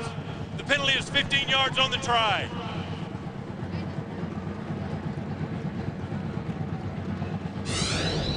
Well, the call's on Ziegler, who's at the top of the screen here. Watch him as he comes back inside. There's the pick right there, and they throw to the outside. The officials, 2 of them, actually throw it on there. Now we've got a 35-yard extra point. And Ryan Havens from the hash mark. And he gets it through. 17-13, the separation 4 points. Let's take a look again at that great return by Sean Rashan, a former walk-on. Well, when you get the guy with the ball in his hands like Sean Rashan, he just goes right around Hartley. Does not have a chance. He runs right at him, and then just too much speed to go around the corner. Plenty of speed there to finish that effort. Here's Hartley coming down trying to make a play, and you got to break down and got to use your friend, which is the sideline, and that's just no match. There's just no way that he can even make that play. You know what? That's tough for an athletic guy in that situation. And I'm not trying to. Hartley's not. He may be a terrific athlete, but when you have a guy running full tilt at you, even with the boundary there, no, that's not an easy play. And really, he had a two-way go. Sean could have gone back inside or gone outside. He just chose to go outside. But with his speed and what he was going with, he did exactly what he needed to get it around the edge and all the way to the house for Baylor. You're talking about Baylor responding offensively. Oklahoma's taking over the momentum in the game, and then bang, special teams play. Kind of quiet out here right now, isn't it? These fans, up in his ball game, 17-13, but a little quieter here in this stadium. Now the Baylor defense has to go out there and do something because the last couple of drives have been all OU. They've been able to run the ball, pass the ball. So Baylor's got to find a way to slow them down if possible. But you can see a difference in this Baylor football team. And what a Guy Moore. They didn't come in here for moral victory. No doubt. What did Guy Morris tell us? Hey, the first team to 21, 23 points might win this game. Getting pretty close. He might have to amend that. Reggie Smith, 2 yards deep. Nowhere to go, but somehow he finds a little bit of an opening momentarily and gets it out to the 15-yard line. Nick Moore went down on a couple of special teams tackles.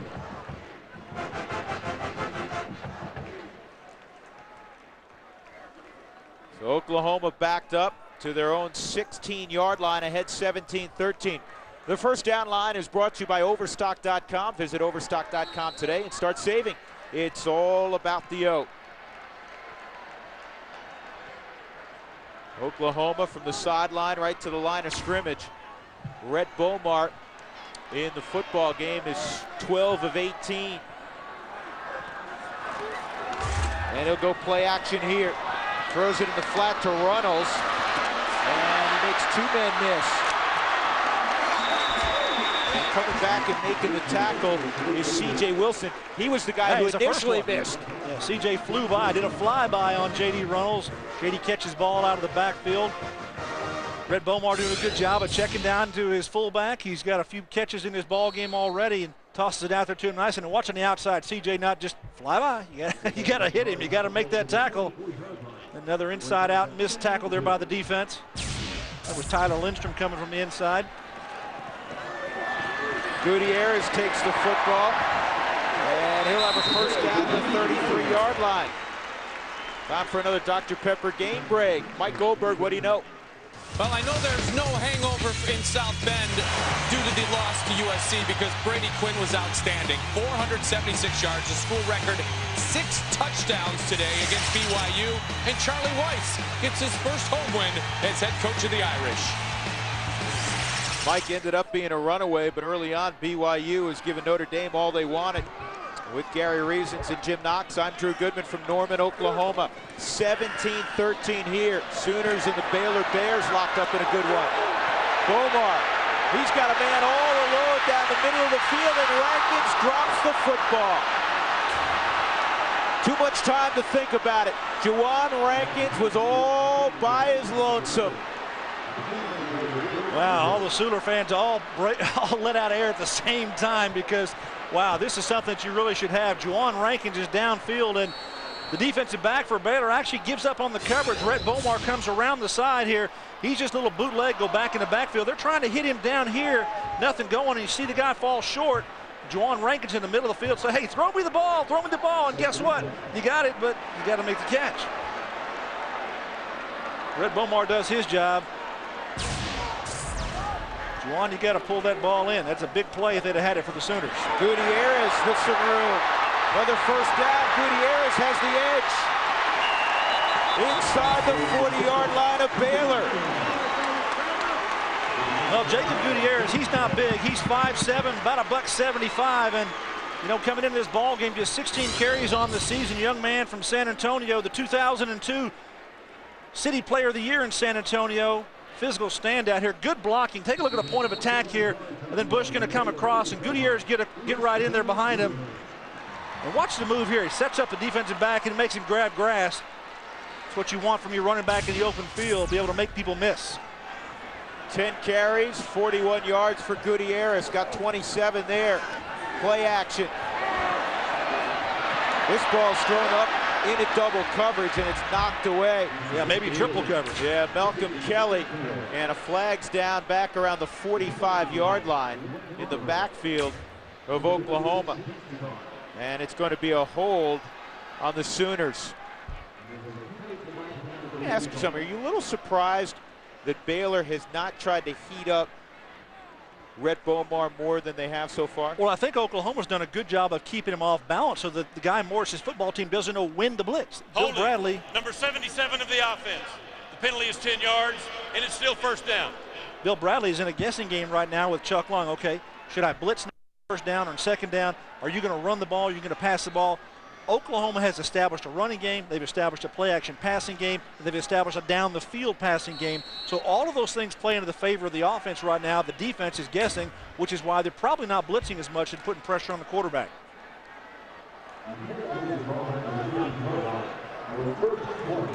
249 yards of offense for Oklahoma in the first half. They came in averaging just 290. One of the worst marks offensively in college football. Not much here. No gain. In fact, it'll be 2nd and 20. Well, Rhett Bomar at the line of scrimmage. He comes up and checks into this run play. Just not effective there for that on that play, though. Jamal Harper made the tackle. You played on some great defenses with the New York Giants, and one thing, when you look at Baylor defensively and all great defenses, you'll see consistently 2, 3, 4, 5 guys to the football. Yeah, you got to have relentless pursuit going to the football all the time, and they're a pretty good group right now. They're efficient, but they haven't been able to consistently slow down Oklahoma. And that ball is knocked away from Finley on the coverage. Jamal Harper. So Harper a moment ago against the run. And then he drops into coverage and makes a play. Good job by Jamal Harper here. Take a look at what Baylor has done so far this year defensively. It's an improved group, there's no doubt about it. What they've been able to do is hold opponents in rushing games from 2004 to 2005. That's a huge difference. 80 yards a game rushing and passing improvement there. 303 yards total defense allowed this season compared to 421. And most importantly, when you can hold teams to 16.5 points a game, you're going to have a chance to win ball games. You're talking about a 3-touchdown difference from a year ago. That is complete for a first down to Finley. Well, it wasn't pretty, but it was effective. The defense was deep that time. The secondary was, and Joe John Finley up the far hash mark just kind of slows down, and Rhett Bomar throws in kind of a wounded duck here, but watch Finley just kind of slow down, the ball fall inside and gets underneath C.J. Wilson there. So another first down here for Rhett Bomar in the passing game. That is a huge pickup for Oklahoma. Clock moving inside 3.5 to go in the first half. 17-13 Sooners. Gutierrez makes Harper miss. He's got the edge again. Gutierrez to the end zone. Touchdown, Oklahoma.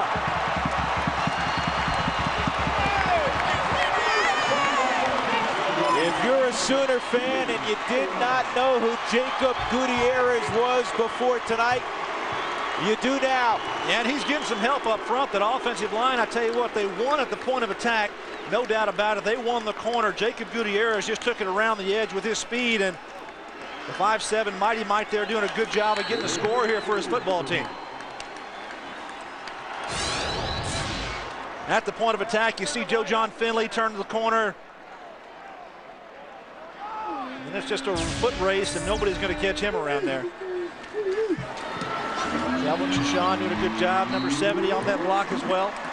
Garrett Hartley makes it 24-13. An 84-yard scoring drive. Gutierrez in the end zone for the second time tonight.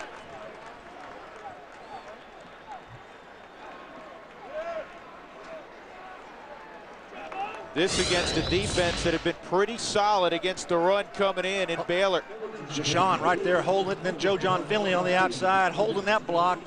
Then the defense from the inside out, they just cannot get there. That's Maurice Lane trying to get to the sideline, not able to catch up with him, and pretty good wheels by Gutierrez. First half, still 3:13 to go, Gary. Oklahoma becomes the first team this year to score more than 23 points against Baylor. So they put up some pretty good numbers, consistency, we talked about that, and we've got plenty of time here left in this half for Baylor to get out there and do something on their own. 24-13, still a ball game here, no doubt about that, but right now Oklahoma has been very effective offensively. How about this for effective offensively? 184 yards of offense in the second quarter for Oklahoma. Guy Morris's club, 15 yards.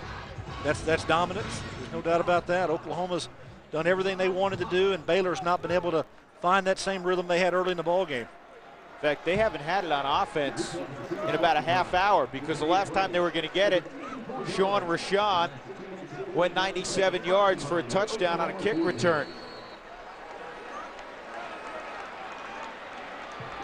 So Hartley set to kick it deep. Well, I bet there's some coaching going on the sidelines here for this kickoff coverage for Oklahoma.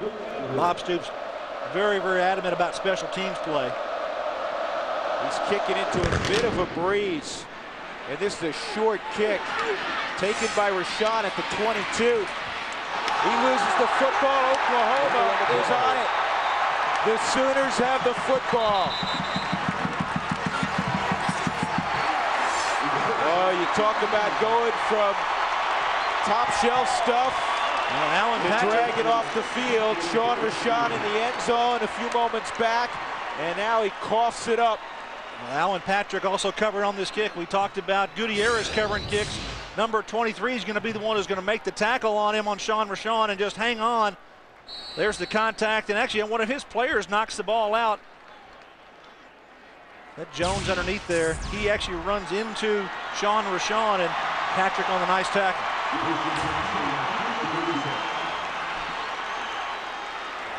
So Oklahoma again with a short field.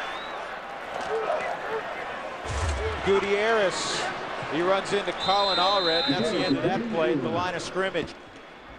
Baylor in this game has had it for 7 minutes and 8 seconds. The Sooners have had it for more than 20. That's ball control. That's the way to win football games. If you don't give the other team a chance to operate, albeit they did have the kickoff return for a score. That's reminiscent of a game back in '89. Oklahoma won against Baylor 33-7. They ran 72 plays, 70 were on the ground. Pressure coming, and Bomar gets away. And he'll throw it away now.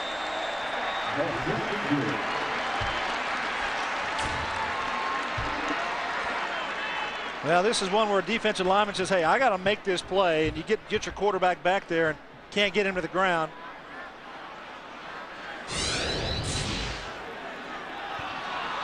That's Julian Hill who had him wrapped up. 250-pound defensive end. Yeah, we got a flag against Oklahoma. I think it's going to be maybe grounding. Intentional grounding here, throwing the ball. Yeah, he's still in the tackle box, even though he's 20 yards behind the line of scrimmage after the near sack. The quarterback was still in the pocket and did not throw a catchable pass. It's a loss of down at the spot of the foul, 3rd down. Well, in their estimation, the ball was not catchable by any Oklahoma receiver.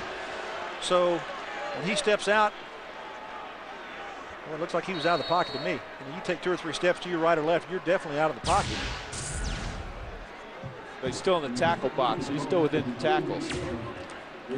It's all a judgment call by the official, and that's the referee who threw that flag. So in his estimation, he was still in the tackle box. Well, now it's 3rd and 22.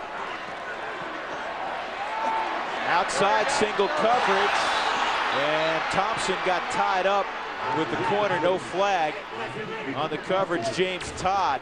Yeah, this is the ball. That'll be 4th down. This is the ball I think that Paul Thompson, if he actually keeps his feet, has a chance to make. He's a great jumper. I think he's about a 6'10" high jumper. Rhett Bomar throws the ball out there, and if he doesn't fall down, he's going to have a chance to go up and try to make a leaping catch on this football. They just got tangled up there, and Paul Thompson takes a tumble. I love that decision, too, by Bomar. I mean, it's 3rd down and a whole bunch. Nothing wrong, take a shot. Give Thompson an opportunity in single coverage to make a play. Up in front. Andrews at his own 10 will let it hit. Alan Patrick down on special teams, covers it at the 1. Alan Patrick doing everything here, causing a fumble in the kick return. Running the football out of the backfield, and now covering a kick and stopping it inside the 5-yard line. In college football, you just have to maintain control, and he does. Stops the ball, tosses it back. He's not in contact with the end zone. Good job by Patrick. 47-yard punt by Cody Freeby, and a net of 47. Well, now if you're Oklahoma, you're looking to conserve time here because you might think you're going to get the ball back with great field position. 2 minutes and 5 seconds left to go in this half. Sooners have only 1 timeout, and now after Baylor calls timeout, the Bears will have just 1 timeout.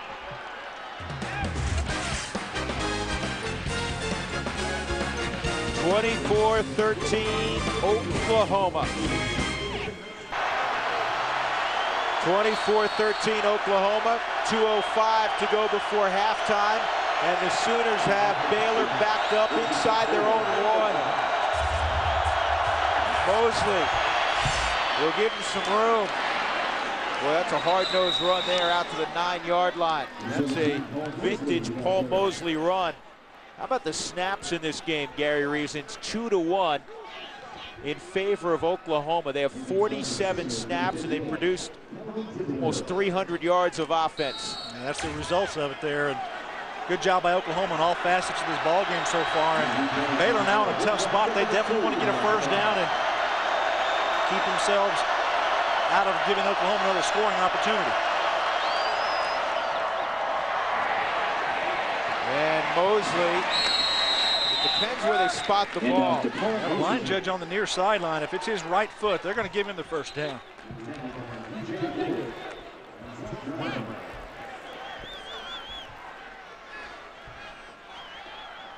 And they will not measure Cooper Castleberry. He's got that 20/20 vision. See, he looked from about 45 yards away. He plumb lined it, and he said it's a 1st down. And now, with the clock stop, 1:23 to go, a little more room. Do you open it up some? No, I think that Baylor, they need to be careful here. They need to maintain ball control, and they don't want to do anything stupid, because if you have a ball tipped or a fumble or something, you need to just play it close to the vest here. I don't think that Sean Bell wants to make any mistakes here and give Oklahoma another opportunity. 3 wideouts and I backfield. The ball's on the ground, and that's exactly what you're talking about. Sean Bell dropped the football as he was going back to throw it, it looked like. I want to ask you something. We were discussing with Guy Morris the other day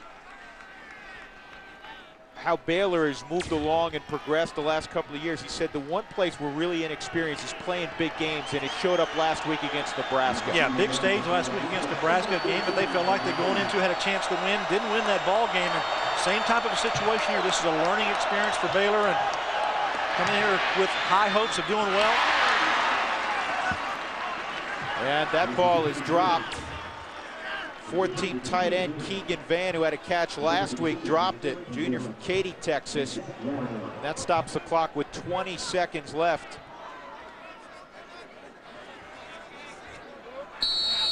Well, I'd be surprised here if Baylor doesn't put this ball on the ground and run the clock, try to get out of this half and get back in at halftime and regroup a little bit.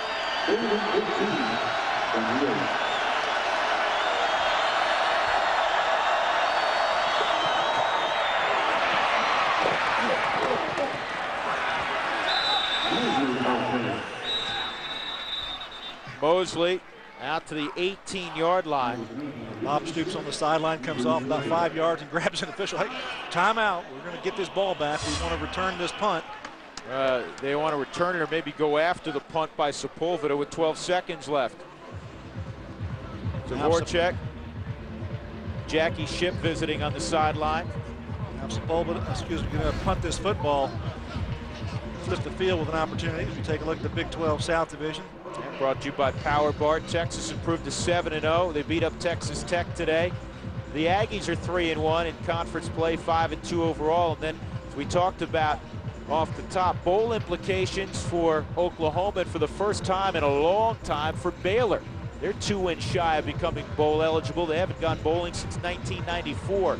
In the North, even though the North the last couple of years has been down by comparison to the South, you have a number of schools that have an opportunity also to go bowling. Yeah, really. And we saw Colorado, an update there earlier tonight. They were ahead in their ball game. We'll try to get an update later on.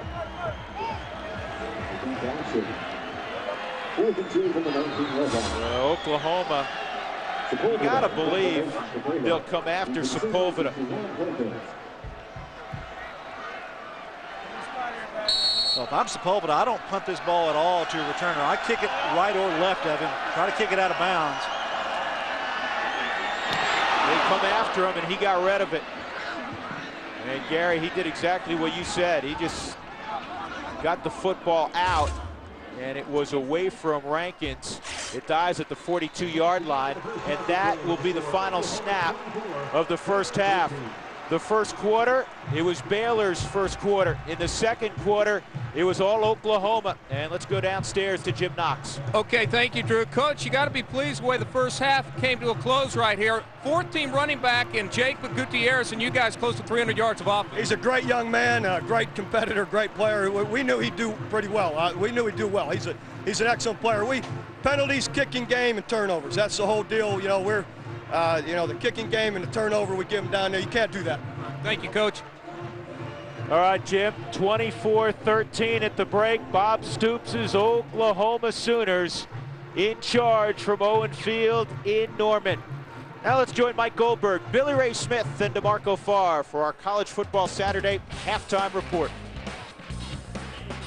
Drew, thank you very much. Welcome to the College Football Saturday Halftime Report alongside the Hall of Famer Billy Ray Smith, the Super Bowl and national champion and Heisman Trophy Award winner as well.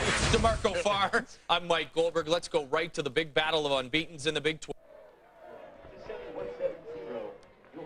College Football Saturday presented by Kyocera.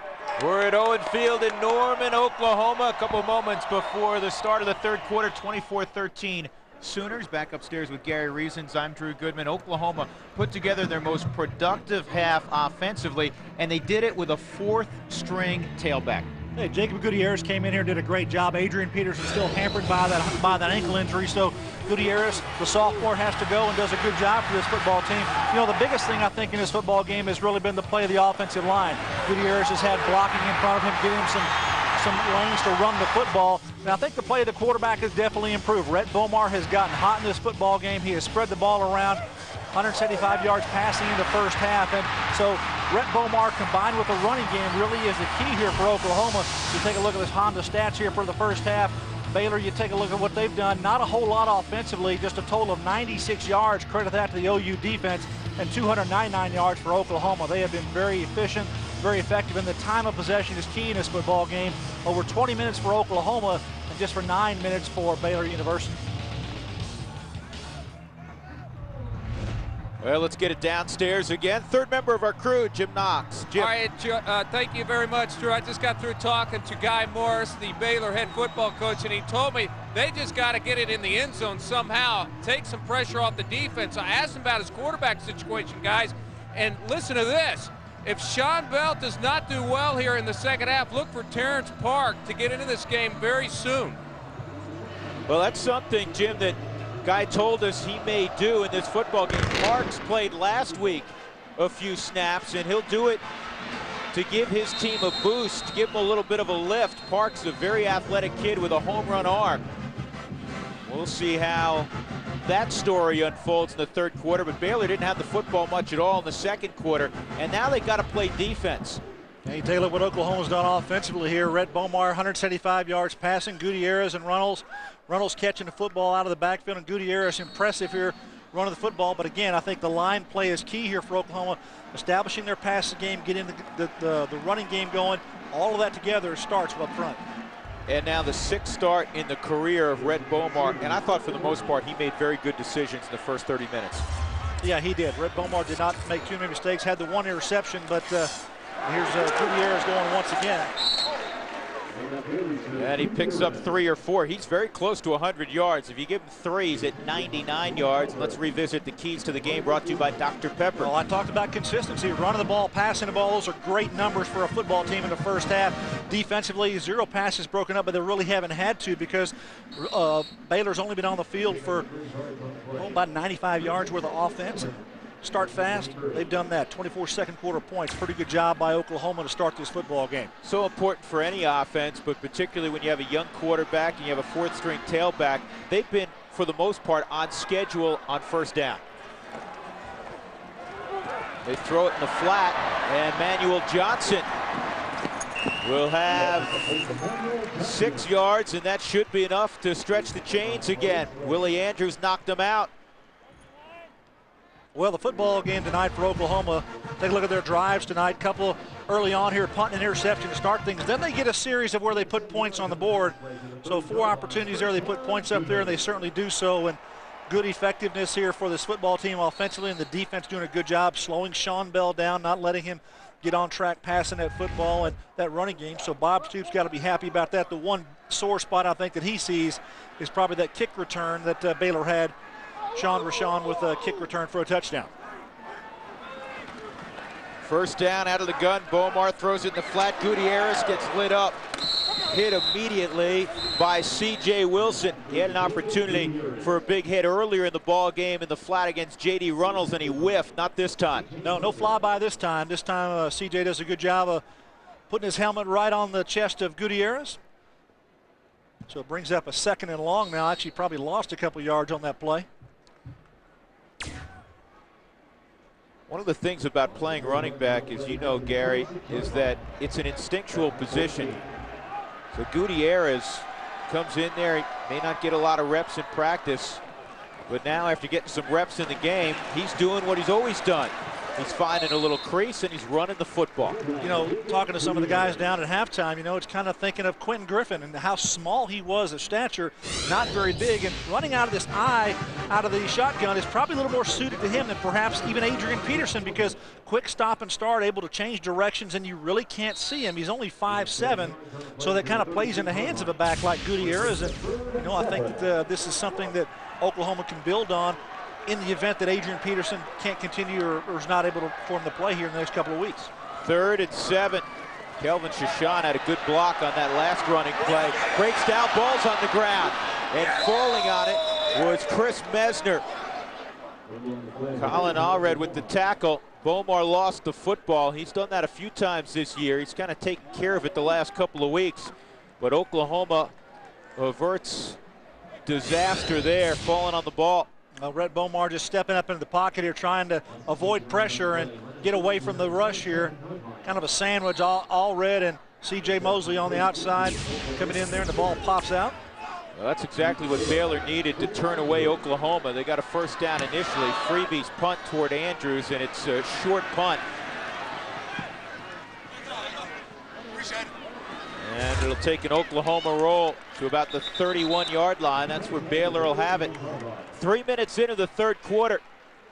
The punt by Freeby, 42 yards.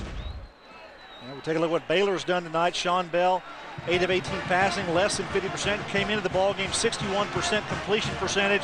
Not matching that effort so far tonight. He's got the 1 touchdown, and Paul Mosley only 26 yards on the ground, and Dominique Ziegler 3 catches for 41 yards. But overall, pretty good job by the OU defense to slow this Baylor offense down, allowing less than 100 yards in total offense in the first half. Brandon Whitaker in the ball game next to Bell. Ziegler crosses in motion.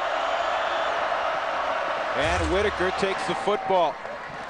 And he'll move for about 4 yards to the 35-yard line, 2nd and 6. And let's take a look again at the keys. Brought to you by Dr. Pepper for the Baylor Bears. Well, you want to get a fast start. They led in this football game early, but they did not sustain that. Make Bomar throw the ball. Well, Bomar has done that and done a good job, so that really has kind of backfired on him. And don't self-destruct. Well, they've got the penalties and the 2 turnovers. Those are things you cannot do when you come here to Oklahoma and try to win a football game. Take a look at Dusty Dvorak there, starting up front there. Guy who's been a big leader in that defensive front.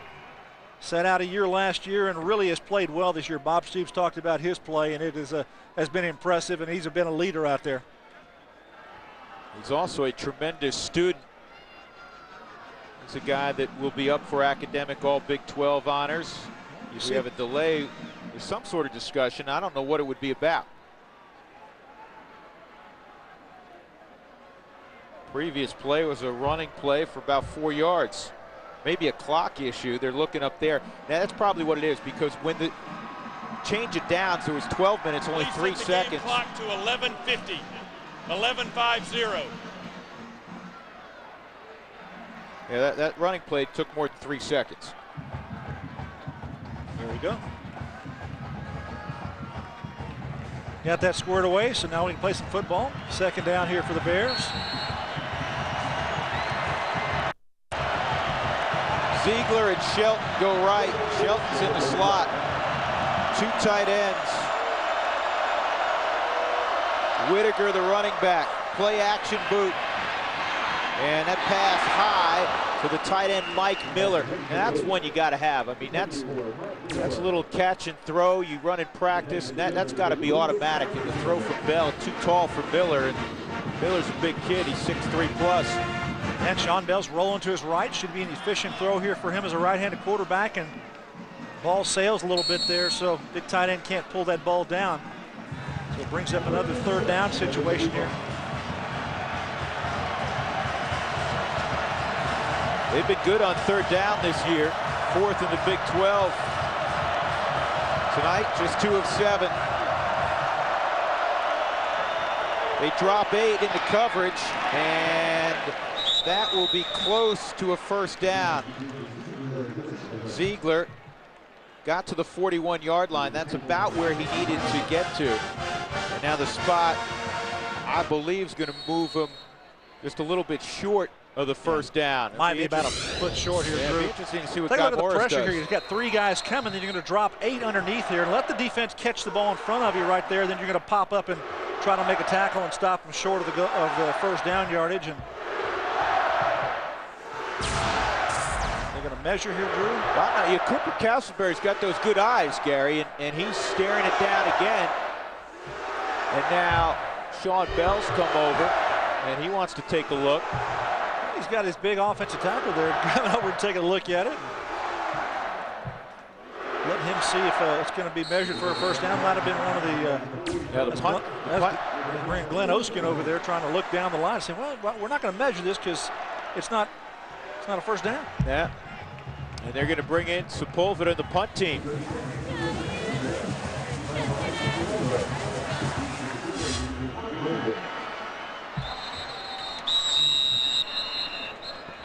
Now somebody got a head start for Baylor. Prior to the snap, a false start by number 2 of the offense. That's one of Penalty is 5 yards, and it's still 4th down. That's one of the gunners. Number 2's Josh Bell, backup cornerback.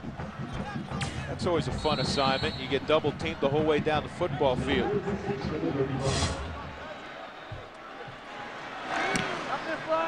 And this is a line drive returnable punt. Rankins from the 10.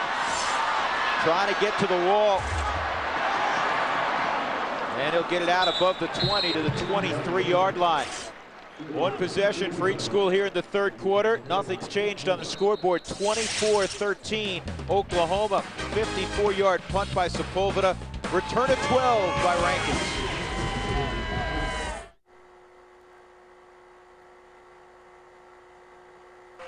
Did you pick your pumpkin yet, Drew? Well, you know what? We grew some pumpkins this year. Did you? We grew some pumpkins.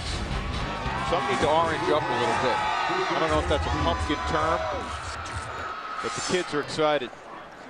Here's Gutierrez again, trying to get wide. And he's thrown to the ground by Andrews. Willie Andrews, a senior from Longview, Texas, a 3-year starter. You see from Baylor, they're not quitting in this football game. They're flying to the football. That's kind of the motto that they have out there. And take a look what Jacob Gutierrez done tonight. How about that? I mean, Adrian Peterson ran for over 200 against Tulsa week 2. Since that time, no running backs come close to 100 yards. Last week, Kewan Jones and Hickson both over 50, but they're not available tonight. Hickson has a bad ankle, and Kewan Jones was suspended for the game. That is complete to Malcolm Kelly. And Kelly will have a first down to the 37-yard line. Maurice Lane wrestled to the turf. I think Oklahoma fans are starting to see right now what they thought they were going to get out of Rhett Bomar all this season. He is starting to see this football game and playing against a pretty good defense. Baylor's actually played pretty well all season long and throwing the football around the field, getting the ball in there to Kelly for a good completion in the seam. He's standing comfortably back there, and I think it starts up front, Drew. I think the offensive line is giving him enough protection to where he can comfortably throw that football. Offensive unit's working pretty well. Bomar in trouble, and he's driven to the ground. Julian Hill got him. Julian Hill with the sack, his first of the year. And that is a loss of 7 yards, back to the 30. I think Julian Hill just goes right through a block of perhaps one of the running backs right here. Julian Hill's going to be coming up the field here. He's going to go right through and continue to Bomar. And there's the tailback there blocking. That's not a real hard block there by Allen. And it just goes right through him and gets Bomar. So a little something to work on there. Allen hadn't had a whole lot of plays in the backfield at the tailback spot to worry about picking up those inside rushes, those big defensive linemen. Now Patrick running the football. And he gets 6 of those yards back. It'll be 3rd and 11.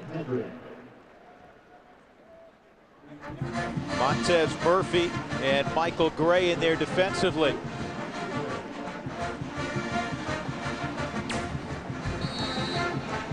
We were talking about Malcolm Kelly after that catch. Body type wise, he reminds me of Roy Williams, not Oklahoma's Roy Williams, Texas's Roy Williams a couple years ago. Yeah, 6'4", 205 pounds, a great target. Lanky's got good speed too, 4.5 or better. Get down the field and stretch the field. Pressure coming again. Bomar on the run. And he's hit hard, dropped at the 31-yard line by Jamal Harper. Allred had pressure. And Bomar's hurting now. He's grabbing his calf. You hope it's a cramp. But Bomar's not getting up. Well, keep in mind, the backup quarterback is a starting wideout. Number 12, Paul Thompson, who started the opener against TCU. A 17-10 loss. Well, that's disappointing because he's been playing very well in his football game. That time he just goes out there and tries to make something with his feet. Good contact by both linebackers. Harper and Allred on him on that tackle. Take a look at Paul Thompson's numbers on the season. Take a look as Allred tackles him around the legs, and there's Harper. Well, you didn't see an ankle turn, and now he's walking off in pretty good shape. He's got that left ankle heavily taped, the right ankle heavily taped. You hope he just tweaked a previous injury, and it doesn't look to be serious. You know, he might have got a hit there. That Allred, when he swung there, he saw his foot go down. That's what happened. He knocked his foot out behind him, and just that firm arm thrust there that Allred had knocked his foot out behind him. So just a little ginger. Hopefully he's going to be fine. Freebie will punt it. Andrews back at his own 30 for Baylor. Short punt. And Andrews will take it on the bounce. And he is drilled at the 35-yard line. Good coverage by Oklahoma. A punt of 38 yards, just a couple on the return. 24-13, Oklahoma. College football Saturday presented by Kyocera continues from Norman, Oklahoma. 7:35 to go in the third quarter. The Sooners leading the Baylor Bears 24-13. Drew Goodman, Gary Reason, Jim Knox.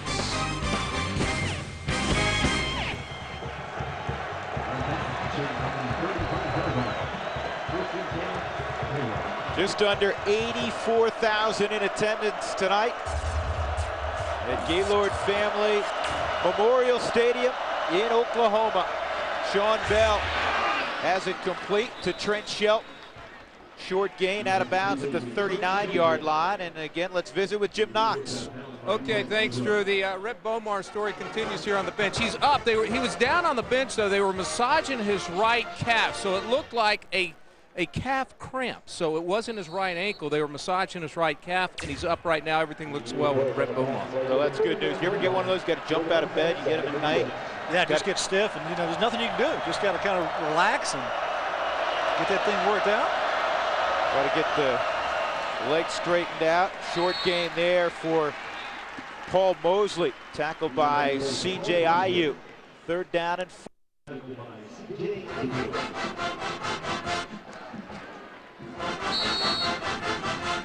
You'd like, if you're a Baylor, you'd like to be able to get some first downs on second down. Not always go to third down. It's not been productive for them right now. They need to find first and second down to get those chains to move. They need the 46-yard line here. Mosley and Whitaker in the backfield with Bell. 3 coming, throw it in the flat. Mosley, good catch. First down inside the 40-yard line of Oklahoma. Nice job by Mosley. One of the real bonuses with Baylor, both their backs, Mosley and Whitaker, catch the football very well. They do a good job here. They only rush 3 players on this, Oklahoma does, and they drop 8, but they get Mosley out of the backfield here. Does a good job of turning it up, and number 41, Darren Williams, he's coming to make this tackle right there. He just kind of lets him go and continues on to the back of the end, back into the secondary for more yardage. So Baylor on the move, 1st and 10 from the 37. They give it to Mosley, and Mosley knocking folks over inside the 25 to the 23-yard line. Boy, that was a physical run. Big Mo, that's what you got there. Big Mosley running hard. He's their heavier of the 2 running backs, your power tailback. Did stop and start in the backfield, but then when he found a hole, shot right through there very well and actually took some Sooners with him. So they look here at the power of Paul Mosley as he runs, good cut. Pretty physical tailback. Another first down. We were saying a moment ago, it's okay to get a first down on 1st or 2nd. They just did it there. 2 tight ends. Give it to the hot back, Mosley. And he'll get it to the 19-yard line. Took 3 or 4 Sooners to combine to bring him down. Rufus Alexander and Lewis Baker.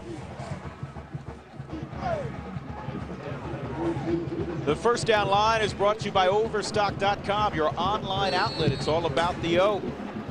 5:36 to go in the third quarter. Drew, this would be a big boost here for Baylor if they can punch this into the end zone, get them back into this football game. 24-13 margin now, thinking points on the board. Shelton and Ziegler go right. Oklahoma shows blitz, they come with it. Bell has single coverage, it's complete out of bounds at the 7-yard line. It's Dominique Ziegler, knocked out by DJ Wolf. Body like Sean Bell, smooth in the pocket, got good footwork and throws kind of off his back foot on this one, little half roll, but gets it out there very nicely to Dominic Ziegler right on the sideline. This is good timing between a quarterback and a receiver. The receiver's got to turn and be in the right area and look back for that football and have the confidence that's going to get there. Sean Bell's going to step out and take a look at him run down there, and then he zeroes in on Ziegler, throws the ball before he even looks around, and good spot for that ball.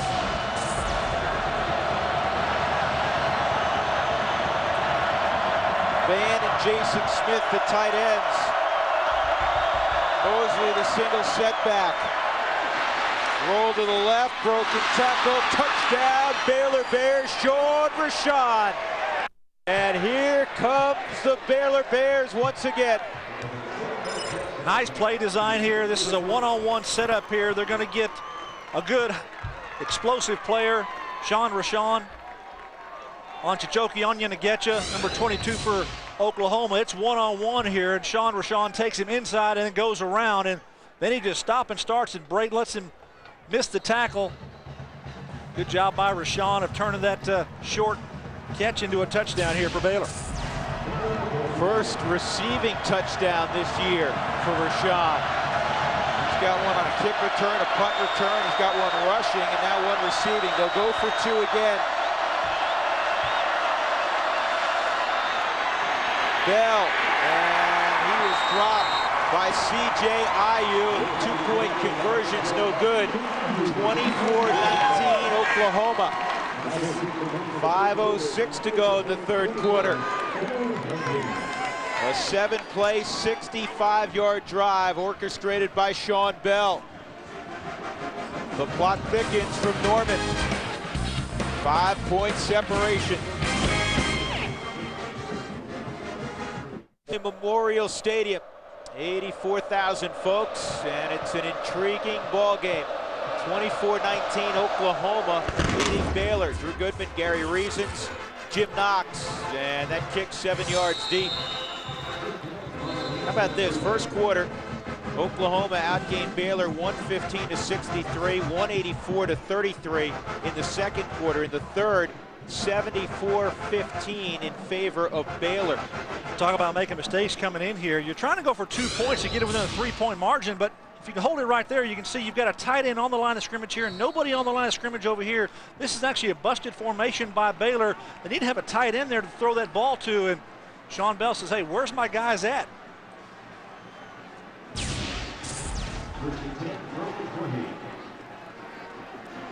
So Rhett Bomar comes out in an I formation. And they'll go toss sweep to Patrick, penetration in the backfield, and that'll be a loss of a yard. That is that is that Allred? Yeah. No, that was, Tyler Lindstrom, senior from Omaha, Texas. Yeah, they play 5 or 6 linebackers here. Here's Lindstrom right there, number 39. Plays at the point of attack there, takes on the fullback. Pretty good job there with the linebacker, taking up inside out, just plays with good leverage. That's what you'd like to do. Your fullback just doesn't get the kick out block. Pressure, and here's the blitz packages starting to get to Rhett Bomar. He was pretty much untouched in the first half. Allred got there, and Bomar just now picking himself off the turf. Well, you got to take some shots here, and that's what Bill Bradley's doing. Get his defense to make a play in his football game. The sack earlier, and just see the pressure. You can see they're only rushing 5. But they bring Colin Allred around on a loop stunt around the nose and gets there untouched. 4th sack on the season for Allred. He's an enterprising young man. He's got a computer repair business. He had a quarterback repair business. That ball's here nearly intercepted by Todd, and Oklahoma goes 3 and out. They went backwards there. Malcolm Kelly, the intended target.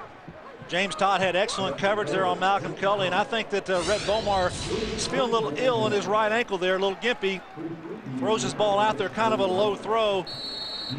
Allows for Todd to almost pick that ball off. He's fortunate it was not picked off. Good coverage by Todd, the junior from Marshall, Texas. Freebeal punted out of his own end zone. Baylor figures to get great field position. Go from a tight punt formation.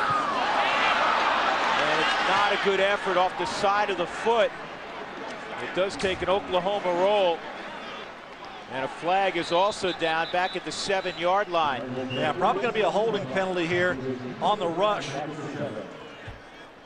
You got it, Gary. Yeah, Baylor was rushing on this punt, and it looked like to be on the right side there was going to be a takedown here. That's what they're going to call as a holding penalty, but great field position for Baylor. They may decline this penalty, and it looks like that's what their coaches are saying over there at the 50-yard line. I'm not so sure I wouldn't make him punt it again. Back deep in his own end zone, and Freebie, they may not have seen it, but Freebie kind of hobbled off the field.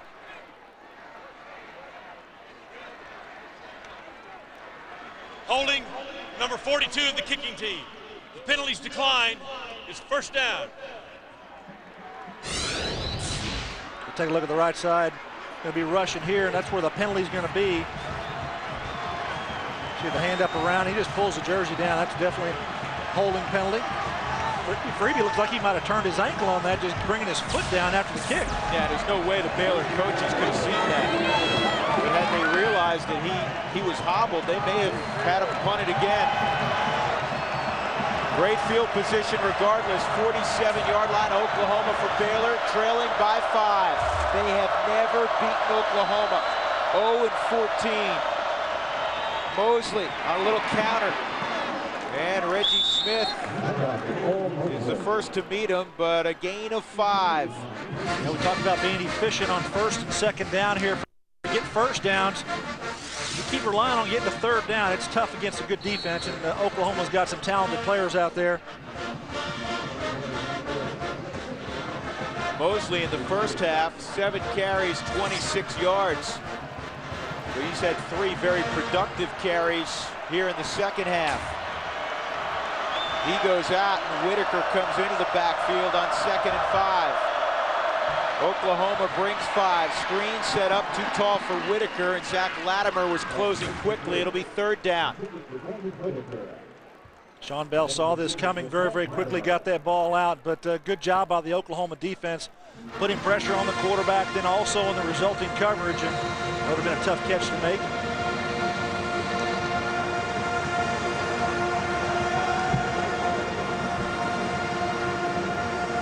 Big 3rd down here for Baylor. They need to convert this. Got great field position after the punt. Defense did a great job, and they would like to capitalize on this field position, no doubt. And for the first time in a while, here comes the great crowd at Owen Field. 84,000 strong. They throw it to Ziegler, and he can't come up with a circus catch. Pretty good coverage by Darian Williams. Well, it would have been a circus catch, no doubt about it, because Dominique Ziegler turns all the way around. Sean Bell throws it to his outside, and Ziegler not able to make this catch. Look at the effort that he makes, though. Stops and starts, spins all the way around, and gets a hand on it, almost 2, but cannot make the grab. So Baylor decides to punt here. Got to play field position.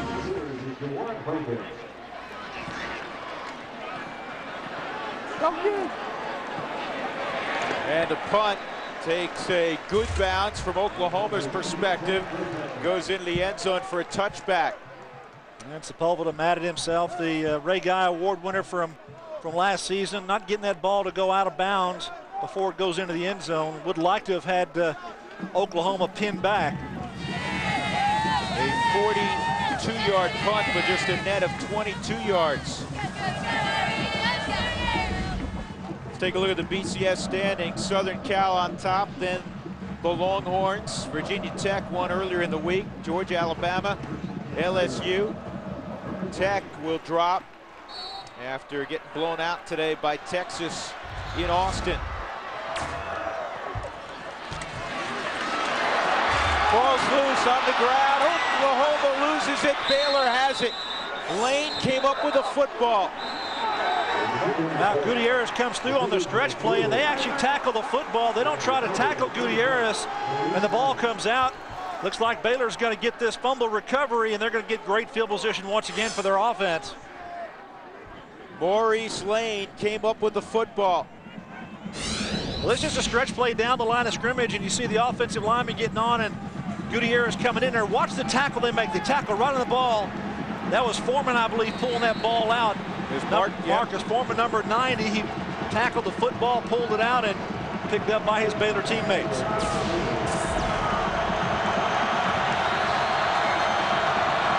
Baylor at the plus 30-yard line. Oklahoma. And the Sooners called timeout.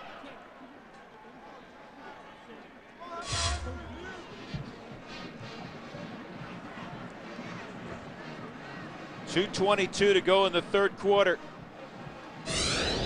Taking a look at this fumble here, Gutierrez, and you see Foreman stripping that ball out. The ball's bouncing around. Ball definitely on the ground because Gutierrez does not have it. See the pile here.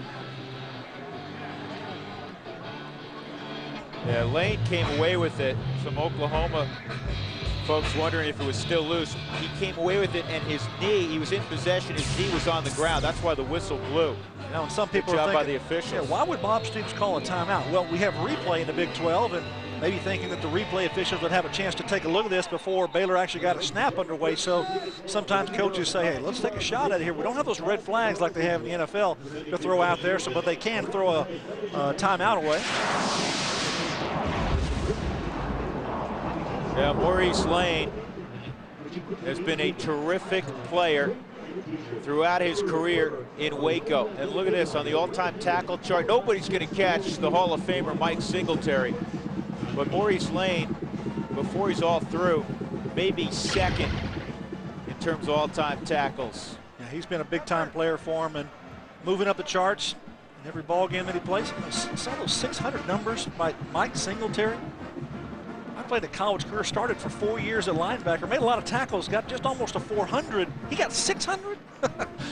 Man was all over the field. And he didn't stop once he got to Chicago. No, continued there as well. Thing you'll never forget about Mike Singletary, the eyes.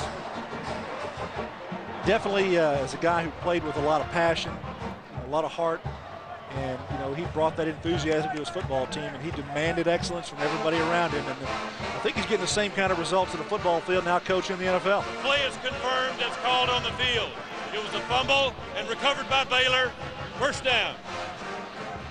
Well, Bob Stoops got his wish. At least they took a look at it, and the play was under review, and now Baylor's going to have great field position start at the 30-yard line of Oklahoma. That's an opportunistic play. Guy Morris would have to teach his football team. You got to make those kinds of plays. You come in here and get a turnover. Now you got a chance to put points on the board, put a touchdown up there, and go ahead in this football game. Down 5 points. Touchdown puts them on top. Baylor came in even in turnover margin. Oklahoma came in -3.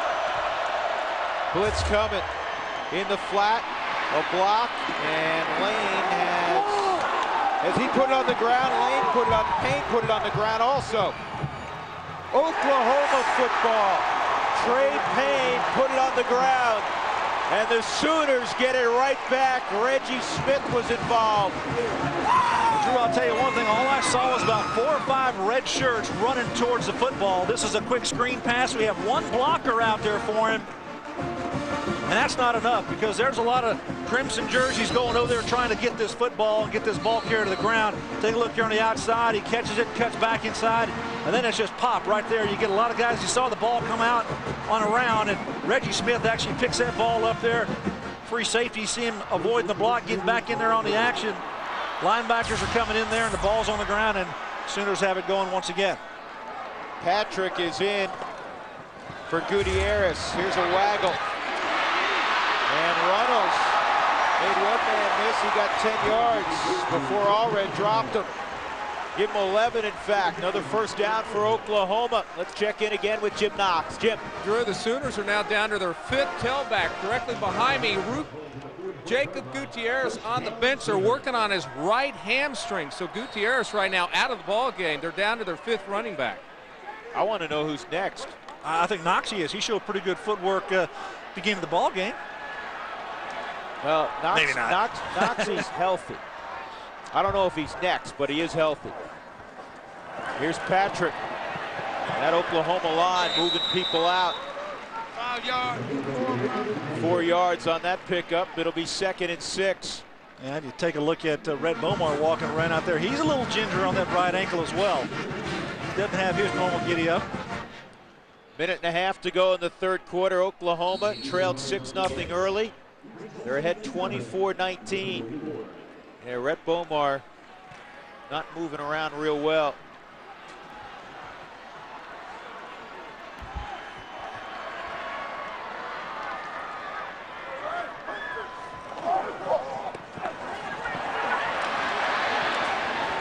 Patrick carrying the football for a couple of yards, just shy of midfield.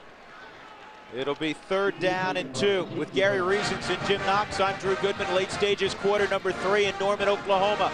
The 4-2 Baylor Bears trying to knock off the Oklahoma Sooners, who come in at 3-3 in front of 84,000 folks at Owen Field. They just traded a couple of turnovers here, and now Oklahoma marching once again with a 3rd and short. No Adrian Peterson tonight, no Kewan Jones, no Donta Hickson. They'll throw on 3rd and short. And having to throw it away out of bounds was Bomar, and now Oklahoma will have to punt, and he took another lick. Well, punt, that's something that Bob Stoops has to decide on. It's a 4th and short. I think the smart thing to do in a close ball game like this is punt, play action pass, and then the pressure inside. That's Andrews who finally got there. I think that ankle's bothering Rhett Bomar. Doesn't look like he's moving around very well back there in the pocket. Not able to get away from this defensive unit. You can see how he's walking off the field. He's definitely favoring that right ankle. And it wasn't completely healthy when the evening started.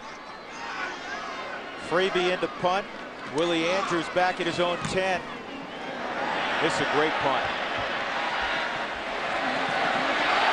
Made even better by the good coverage at the 1-yard line. Down on special teams. That Jermaine Snell. A couple of 29s, or that's Poteet. I think it's Poteet actually gets his ball, catches it, and puts it down right on the 1-yard line.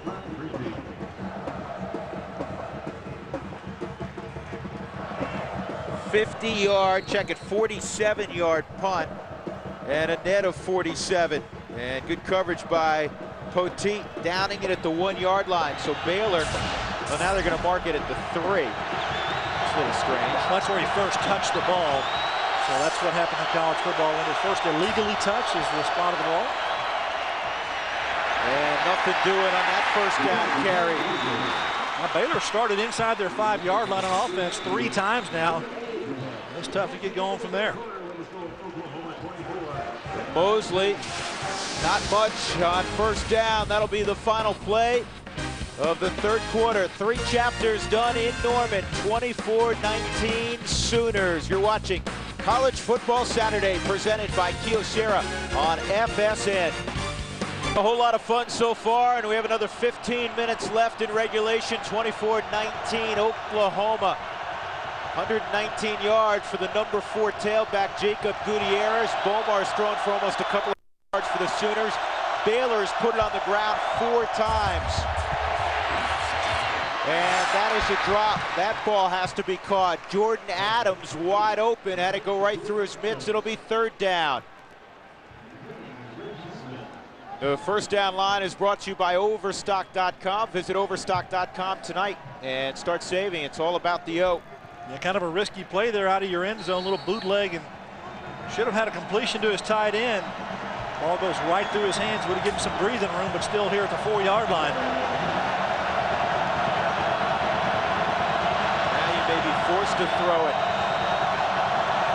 from your own end zone.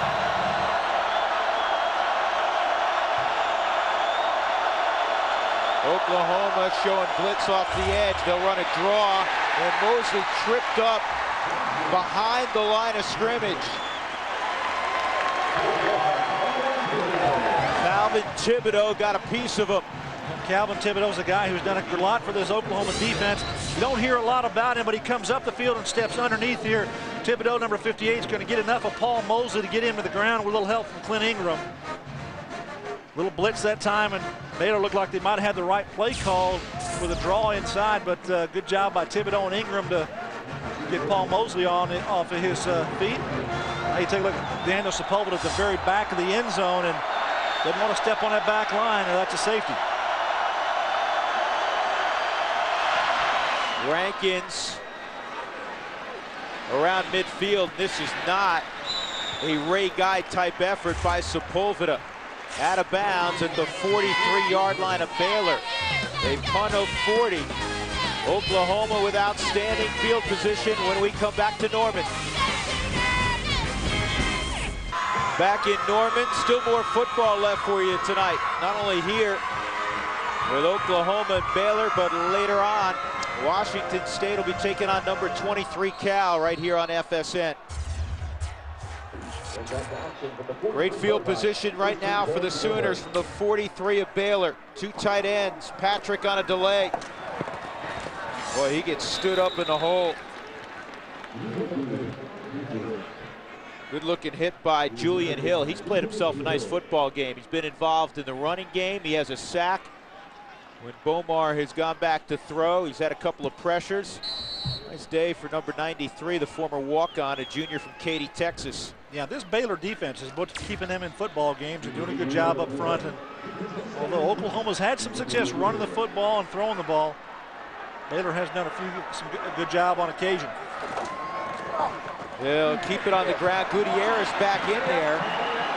And you know what? He's so close to the ground, you're never sure if a knee touched or not. I mean, the knee's only about 18 inches off the ground. He just rolled right over, and Gutierrez says, hey, I didn't touch the ground. My leg didn't touch the ground. I'm going to keep going. You just see the defense come in there, and they grab him, and they spin him around. And is that Maurice Lane coming in there? Or is that Willie Andrews spinning in? I think he did touch the ground. He just so quick to get up and get down. He's back in the ballgame. He was nursing that hamstring on the sideline. Jim Knox told us about that, but good to see him back out there for this football team. He's had a good night. He has had a good night. Oklahoma goes nowhere on their first two plays. Now it's 3rd and 10.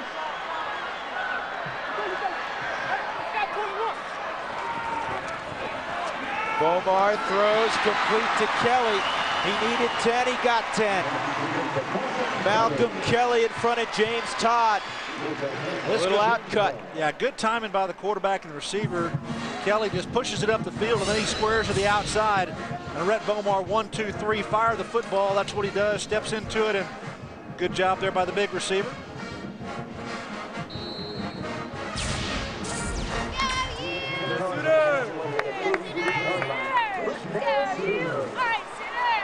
Oklahoma 24-19. They get the first down, 33-yard line. Gutierrez, and he runs it up the middle for about 4 or so. Ran into Michael Gary.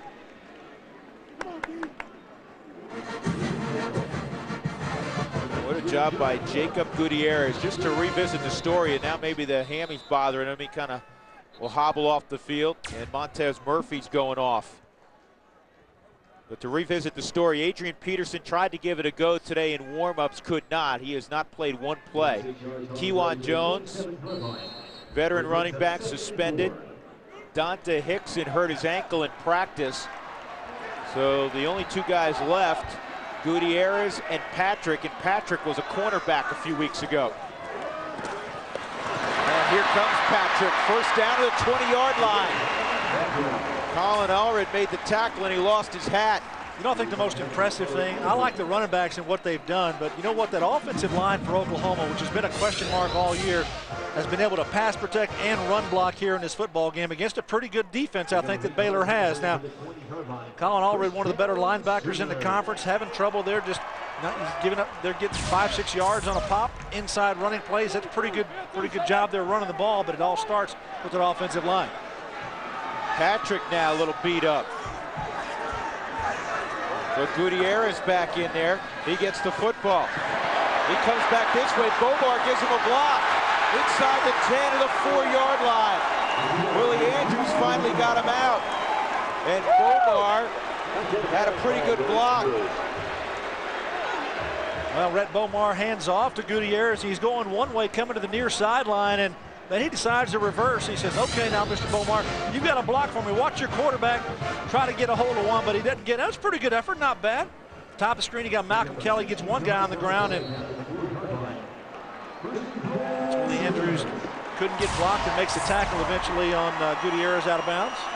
If Patrick's okay, he comes in for Gutierrez, who comes out, 1st and goal, inside the 5-yard line for Oklahoma. The Sooners ahead 24-19.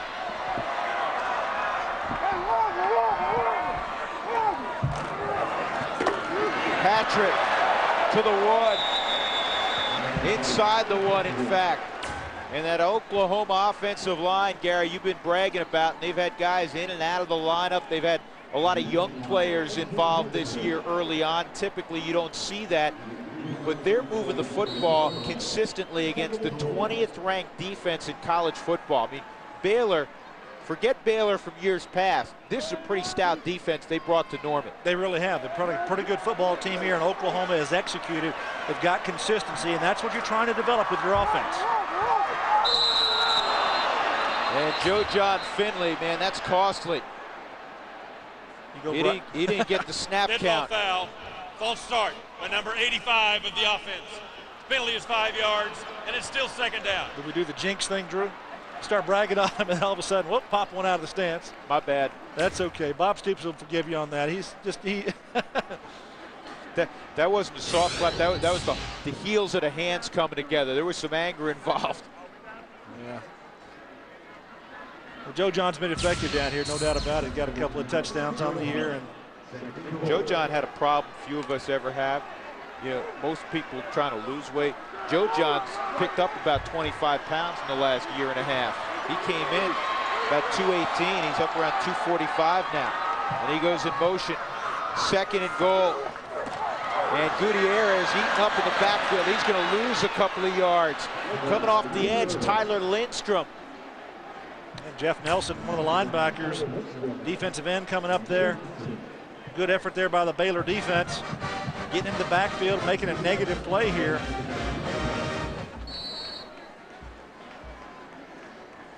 Third and goal. Now you think about how costly that penalty potentially is. If Oklahoma does not score here, they got to bring the field goal unit out, and they had the ball 2nd and goal inside the 1-yard line. Bomar out of the gun, 3 receivers to the near side. Joe John Finley, one of the 3, and I don't know if he got it off. They call timeout here on the near sideline. Oklahoma, 2nd timeout. So a timeout for Bob Stoops. 9:27 left, 4th quarter. 24-19 Sooners.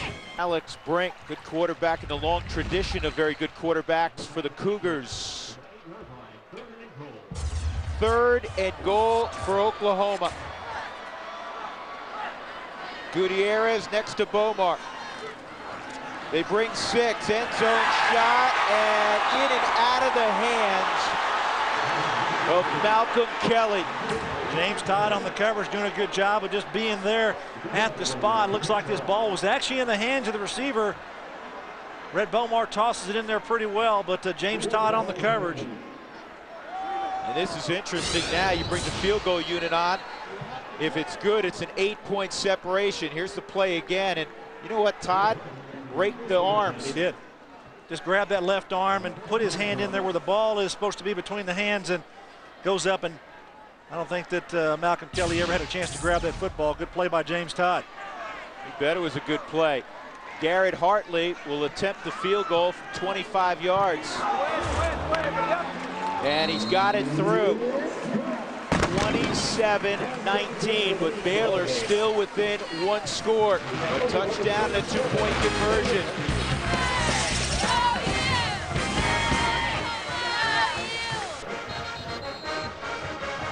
Usually a story in a game, usually a big factor in a game, turnovers. Baylor has put it on the ground 4 times. They've lost it 3 times. That's a huge problem when you come in here and you try to win a football game in Norman. You can't make mistakes. I talked about self-destructing, and that's kind of what's happened here so far for Baylor. This one very, very critical with a chance in the Oklahoma side of the field, the last turnover, to put points on the board. So Guy Morris, eventually, if they wind up losing this football game, those are 3 certain plays that they can look back at and say, hey, if we had made these plays, at least we're not giving the ball back to them very easily. We can go out there and put our offense out there and punt the ball if necessary and create field position. You make a great point, not to pile on the redshirt freshman Trey Payne. He hadn't touched the ball all evening. He puts it on the ground, and they had football at the Oklahoma 30 on first down. Down by 5. 20-yard line to start for Baylor after that kick goes through the end zone. Let's get a Dr. Pepper game break. Check in again with Mike Goldberg. Mike? Drew, let's head to Boulder, Kansas at Colorado from one kick return to another. Let's just say all day it's all Joel Platt, 4 touchdowns. And then here, sophomore Stephon Robinson, 81 yards on the return for the score. Under 4 minutes remain. CU leads Kansas 44-13. Drew. Yeah, Colorado bouncing back. They got beat up pretty good by Texas. I guess there's no shame in that, though. Looks like they're going to take the lead in the Big 12 North race along with Missouri. Missouri, an impressive win earlier today, 41-24 over Nebraska. They give the ball inside to Mosley. And I think he lost a yard. Rufus Alexander has him around the legs. Alexander, the junior backer from Baton Rouge. I'm not sure what they're trying to do on that play. Just run it right in the middle of the Oklahoma defense with a little bait coming around behind the wide receiver, almost trying to look like a fake reverse. Didn't fool anybody. Iowa State started using that play about 6-7 years ago, and since that time, I think everybody, not only college football, but a lot of NFL teams will employ that. Ziegler, and he'll have 6 or 7. Reggie Smith, the free safety, knocked him down. Yeah, what you do with this kind of a play is you bring your wide receiver all the way in near to the formation, and then he uses the entire field for leverage on the defense. They look on the left side of your screen, you have your receivers come in, and then Ziegler just works outside. Long way for Reggie Smith to go from his free safety spot, who's got him in man coverage. Just doesn't have the leverage on him, and the offense, if the ball is thrown correctly, can win almost every time. How about Reggie? When he first came to camp, true freshman, he was a cornerback. Then they moved him to strong, and now he's playing free. They play it all back there. He's a good quality player, smart player, and we're very impressed with how well he's picked up everything in his defense. Actually, he's back to strong. 3rd down throw, and Ziegler turned around. The look was to the inside shoulder, and the throw was to the outside shoulder. So Baylor will have to punt the football. Lewis Baker had the coverage on Ziegler. Well, it's 3rd down and long here, or it's 3rd down and short, and you're running a pattern that's going to come right down here in length. The play is there, but Ziegler's looking all the way to the inside. He needs to go to the outside. At least that's where Sean Bell is looking for him to go, in kind of a on the sideline type of a pass. Juwan Rankin's back deep. Sepulveda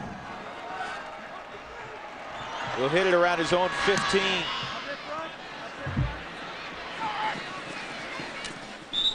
Fair catch executed at the 32-yard line. We'll step aside again. About halfway home in the 4th quarter. 27-19 Oklahoma. Oklahoma running the football with Jacob Gutierrez, and he does not get much, does not go down, but ends up in the loving arms of M.T. Robinson, a 300-plus pounder from Newport News, Virginia. Came a long way to play his college football.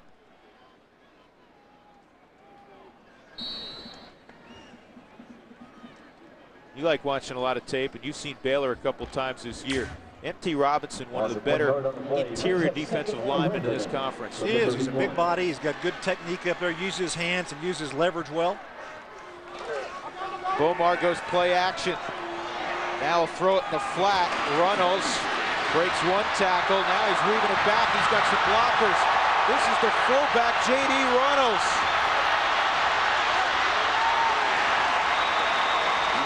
How about that? J.D. Runnels making like Gale Sayers from one end of the field to the other. He took a negative play and made a big positive. We're talking about M.T. Robinson. He almost gets to the quarterback, and Brett Bomar getting up after making a nice block there. J.D. Runnels on the outside reverses field, and Take a look at the bottom of your screen here, on the right side of your screen. Here's Rhett Bomar. Tosses the ball out here to Runnels, and Runnels comes all the way back over here to us. Now take a look at your quarterback here, number 7. Gets a pretty good block here. He's in the open field, and you got to do the cut block. Gets up a little lame off that, but good job there by the Sooners. Gutierrez with the football. And he'll have 3 or 4 yards. We'll take another look here at this play. Last play, the Red Bomar was out there. And look at the block here at the end. We've got a flag on this play. Trying to get, got a bear on the ground. It's Jamal Harper. You know what? This may be a guess, but I haven't seen Paul Thompson as a wideout in a while. They may be keeping him on the sideline in case Bomar can't go. They got to have a healthy number 2. Well, he started the second half. I saw him out there for a couple of plays, but he hasn't, as you said, hasn't been in the mix. They've used Malcolm Kelly. On the defense, number 57. The penalty is 5 yards and replay first down. Seen a lot of Juwan Rankins, Malcolm Kelly out there as receivers.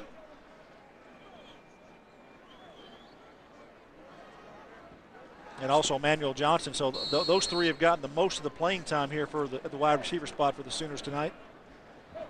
Good situation offensively for Rhett Bomar. 1st and 5. Basically the 40-yard line of Baylor, ahead 27-19. Sooners trying to go to 4 and 3.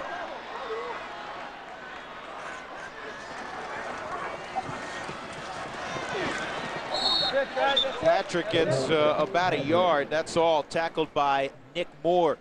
Back up inside backer. Sophomore from Arlington, Texas. Began his college football career at Georgia Tech. Take a look at our Best Buy trivia question at halftime tonight. They honored the great 1955 and 56 Oklahoma football teams. The national champions, part of the 47-game win streak. How many shutouts did they pitch during that incredible streak?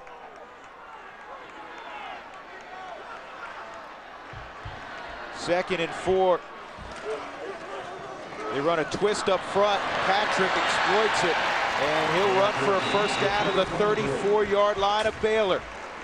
Boy, he can accelerate. He really can. That's the thing I was noticing there, Drew, is that Alan Patrick, when he gets the ball in his hands and decides to go somewhere, he gets there in a hurry.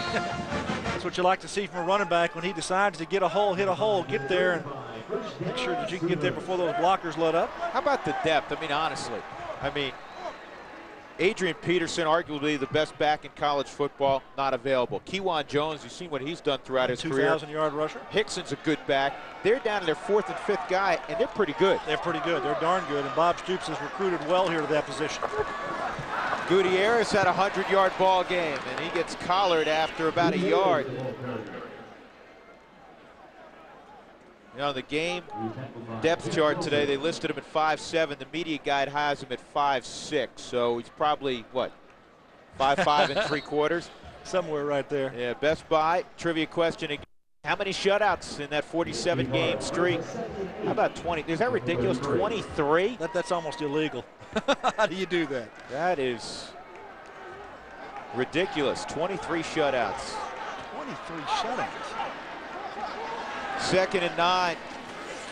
Bomar. Gutierrez on a draw. Gutierrez, another first down. Nelson makes the tackle, but well down the football field, inside the 20. And right now, Oklahoma starting to sense that they can knock out Baylor. Yeah, the crowd, a little bit of a goo going on out there. Good job on the pace here. You get your fullback Runnels, gets his guy on the ground. That linebacker Harper's not going to make the tackle. And he breaks tackle here as well. And Maurice Lane there, boy, he turns his ankle. He's not able to get there. And just no wheels. He's no wheels. He's no help to his football team. And can't run, you can't play out there. And I'm surprised he's keeping himself in the football game. Well, I mean, he's playing literally on one leg. Gutierrez, he takes a pretty good shot from Moore with a little bit of help from Julian Hill. Yeah, don't think these Oklahoma coaches don't see that too. If they leave him out there, you attack him in the passing game, he's going to do something there. But right now, the way the running game's going, I don't see Oklahoma stopping that either. How about the numbers for Gutierrez? 153 yards rushing. Yeah, he probably was a guy that could walk around campus in an anonymous fashion. That will all change Monday when he goes to class. He'll have a little fun this week. He will have a little fun. 2nd and 9 for Oklahoma. Clock winding inside 2:50.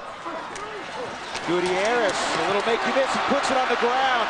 And Baylor gets the football. Baylor football. Well, just as we were bragging on Jacob Gutierrez, he fumbled for the 2nd time, and Baylor has life. Julian Hill came up with the football. Well, that's a huge play here. Now Baylor still has a chance in this football game. I think Gutierrez is a little tired. You know, he's had a lot of work. Probably wasn't expecting this workload, but good job of tackling the football by Baylor's defense. See Joseph with his block there. Good job there. There was a helmet came right in on the football. I didn't catch the player's number. And now a long field to go at the 17, 18-yard line here for Baylor. Baylor does have all their timeouts. Bell with time will throw it in the flat, and it's just as well that it was dropped by Brandon Whitaker, as that play was going to lose yardage.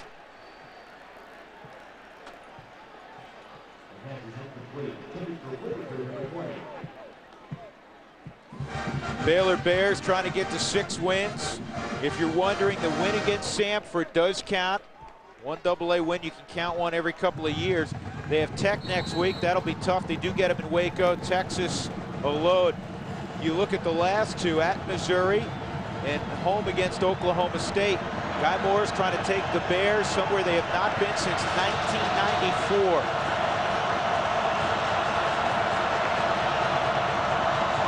Ziegler in motion on 2nd and 10. 5 coming. And an overthrow. Ziegler did have a step on the safety, Lewis Baker. Unfortunately, that has not been Bell's forte, throwing the football down the field. No, you'd like to be able to take a shot and hook up with your receivers to try to stretch the defense. Early in the ballgame, they had some rhythm where they were throwing the ball down the field a little more effectively, but nothing going right now. The defense right now for Oklahoma doing a good job of pressuring Sean Bell. The last few series he's been out there has not been very, very sharp. Let's see if Oklahoma tries to heat up Bell again. 3rd and 10.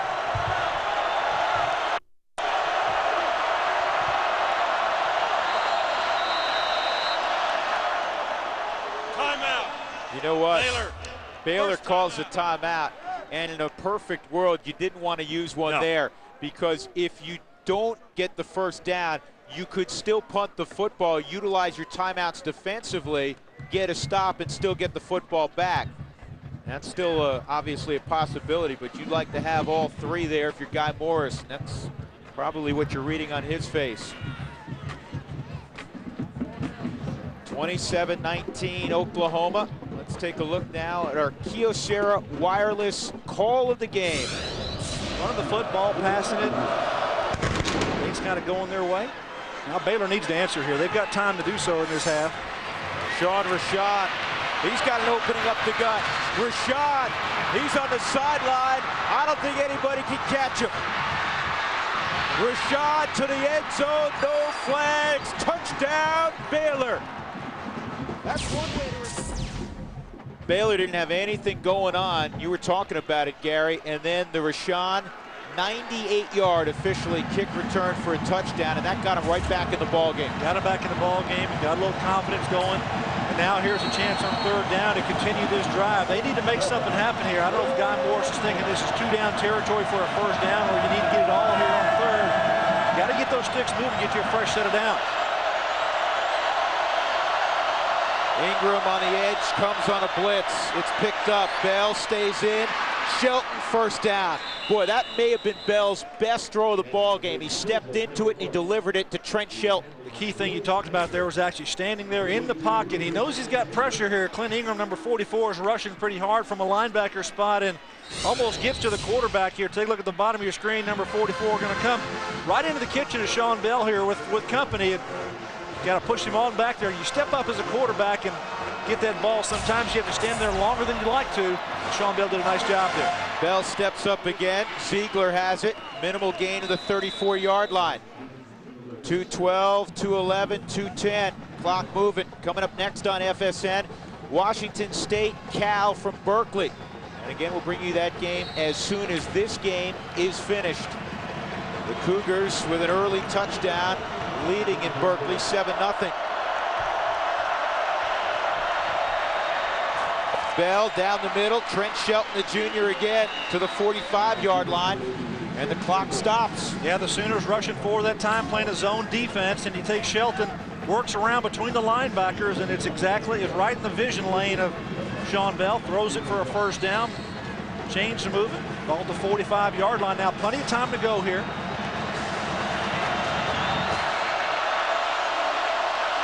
Ingram comes on a blitz and through the hands of Mosley. And Thibodeau had dropped off in the flat, the zone dog, and he had good coverage. This is another play that, is probably a good thing that Mosley doesn't catch his football, because he's going to be tackled inbounds and the clock's going to stop, and the clock is their enemy right now. Thibodeau continuing on out there from his defensive end spot.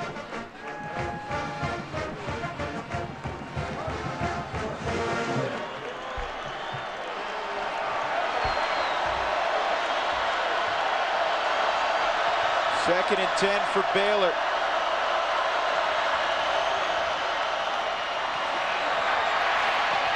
Bell down the field into double coverage, and he overthrows Ziegler. They had him bracketed down the football field. It'll be 3rd and 10. Well, trying to stretch the field, trying to get the ball down the field. And look at our powerful protector. Those can be doing a pretty good job there, just making sure nobody gets going. That's Dusty Dvorak. They're handling him pretty good right now. Hey, we haven't called his name too much. 10 tackles for loss coming into the ball game for Dvorak. The best of any interior defensive lineman in college football. 3rd and 10. Baylor needs the 45 of Oklahoma. They drop 8 in coverage. And Ziegler out there, he's got it. Ziegler will score. Touchdown, Baylor, 55 yards. He got behind Lewis Baker. One of the few times tonight Bell has tried to throw the football down the field, and he hits the home run to Ziegler. Now they must go for 2 to tie it. Well, they go with an empty backfield here, and they split it out, and they get a one-on-one coverage, which is what they want, and Ziegler gets right by Lewis Baker. Middle of the field, nice throw by Sean Bell. Good touch on that football, and he just runs it into the house. This is the most important play of the ball game, and believe it or not, this could make a difference whether or not one of these two teams gets bowl eligible this year, what the result of this play and possibly going to overtime. Well, they've gone for 2 twice tonight and missed both times. The reason they had to do it early on, they missed an extra point after their first touchdown. Shelton to the near side, Ziegler to the top. And Bell looks at the defense, and he'll call a timeout.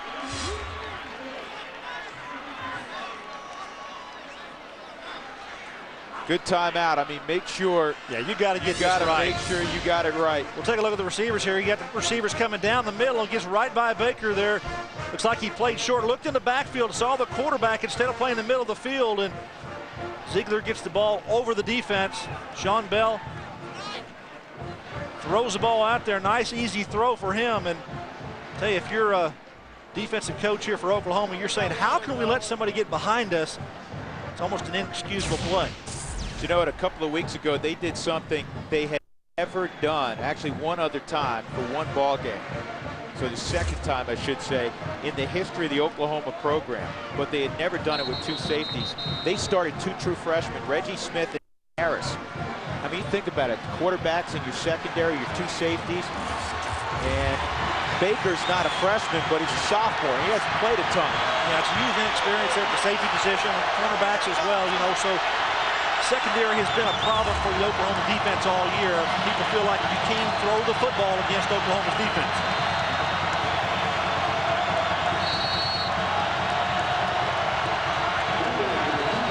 I was surprised they lined up in an I formation the last play out. Now it's spread the field here. You got 5 wide receivers spread out here for Sean Bell.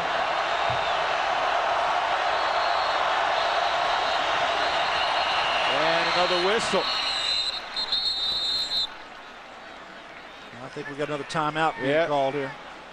Bob Stoops burns his last timeout. Final timeout. You know, it kind of reminds me of those NBA games. Chess match, last snap of the or last possession. Both teams calling timeouts to take a look at what the other team's designing. Here's the touchdown throw again. Yeah, you see Lewis Baker just trying to make up some ground there, but he can't get to Dominic Ziegler. Yeah, Oklahoma with 3 wins. Let's take a look at their schedule the final month of the regular season. They have Nebraska this year in Lincoln. That's not a picnic. Home against the Aggies, on the road in Lubbock to take on the Red Raiders. And then, of course, the intrastate battle with Oklahoma State. They've got work to do. They like to get this one under their belt, no doubt about it, to possibly get them to 6 wins here a little sooner. None of these games are just a given anymore for Oklahoma. They've got some growing up to do defensively and offensively as well. And they've made strides tonight. Yeah, they have. Offensively. They have really done some good things here offensively. I think there's some things that Bob Stoops is going to like. Coming down to a ball game like this, though, giving up a late touchdown, that's got to sting a little bit, though. Well, think about it. About 5 minutes ago, real time, they were driving to put this game away, and Gutierrez had the ball stripped. And spread the field again here. We got one back in the backfield now. That's Whitaker. And now Whitaker departs. Bell has an opening to the end zone. 2-point conversion is good. And we are all tied up at 27-27 with 1:17 to go. This thing just parted like the Red Sea. You got everybody spread out and trying to take care of coverage. And Sean Bell, he sees the opening between the guards and he just runs straight ahead. Take a look here. You're going to see the red shirts. Calvin Thibodeau goes outside. Dusty Dvorak goes out. The only guy's in his way is his umpire. He stretches out, and does his knee hit the ground before he gets over? But you know what? He didn't need to do that either, and it was almost too close for comfort. Let's take a look here at the sideline here. See at the angle here. He's well over the end zone. He's over the goal line before his knee hits the ground. Look at the reaction. Guy Morris on the sideline. I mean, he summed it up best. It has been a long, long time since Baylor in late October was playing a meaningful football game. You know what he has gained here? He has gained respect. You know, for this football program, I tell you, Guy Morris has really brought in a nice program. As we take another look here at Sean Bell getting these last 2 points here for his football team. I'll take a slow look at it here, and Clint Ingram is right in our way. We cannot see. His knee is probably down. The ball is right there. I don't know if that's conclusive enough to, if it were to be overturned or at least even challenged. I would agree with you, but I guarantee you when they look at film or tape, to use a proper term, they will tell Sean Bell, you know what? Didn't need to do that. You didn't need to do that. That's exactly right. Stay on your feet. Make sure you cross the goal line. Now Oklahoma is going to still have plenty of time. 1:17 to work with, and this is a returnable kick. Reggie Smith from the 3. Smith trying to get to the wide side of the field, and he's dropped at the 28. So Oklahoma, no timeouts, but they have 1:08. And again, in college football, 1:08 can be a whole lot of time. And now they've used some timeouts, though, so Bob Stoops does not have the timeouts that he would like to have in this situation. Garrett Hartley, the kicker for Oklahoma. As you see, it's 7-7 now. The ball game will be taken to U2 as soon as this one is concluded. Garrett Hartley, the field goal kicker, the sophomore, has a 52-yarder this year. That came against Texas. So Bob Stoops has a weapon. There's Hartley. And no timeouts left here for this Oklahoma football team. So at 1:08, that's not a whole lot of time. They've got to throw things on the sideline. But you do get the bonus in college football on first downs. The clock stops to reset the football. Bomar has a screen set up. Gutierrez breaks a tackle and will get out of bounds. That's the good news. That's all in the good news, though, because it's a gain of just 3. Willie Andrews rode him out. 3 or 4 yards on that gain, and looks like that the Baylor defense is playing a quarter-style defense. 2 safeties down the hash and a couple of cornerbacks, both deep, so almost a 4-deep type zone, not trying to let them have the big play, and they'll tackle anything in front of them. You see the defense here, just perimeter defense here, going to get back and deep. Don't get anything behind you. They go on the ground, surprisingly, to Gutierrez. He'll have the first down to the 45-yard line. And they stop the clock, 55 seconds. That's what I'm talking about. That's a whole lot of time because you really only need about another 20 yards for a legitimate shot for Hartley. Is Brett Bomar going to stop the clock here? Is he going to run a play? Is he going to spike the football? Looks like they're lining up for a play. And it's complete. Kelly's taken down inbounds. That's a good tackle on the outside. That's James Todd. And he's got to get up. That's what Andrews trying to do, get him off the field. And they got to get a DB in there.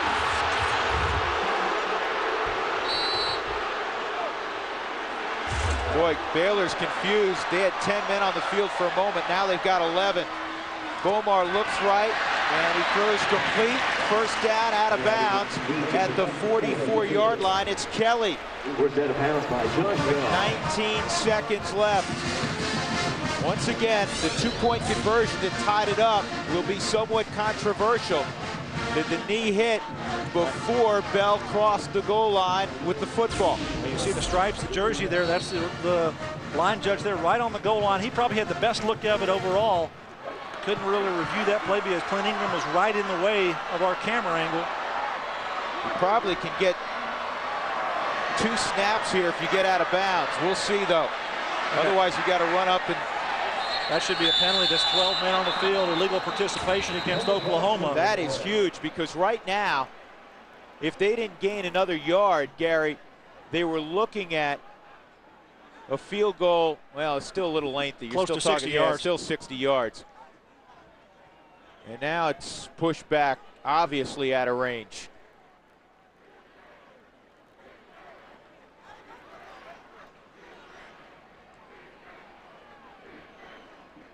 Illegal substitution on number 9. The huddle broke with 12. It's a 5-yard penalty, and it's still first down. Now this is Joaquin Iglesias. Kind of hard to miss, running him off the field here, so. I was going to say that was an interesting set. They had 4 receivers to the left, 1 right, and a guy in the backfield. You hadn't seen that one before, had you, Drew? Oh, tough to defend. They'll move the launch point. Bomar now throwing, and was the catch made inbounds?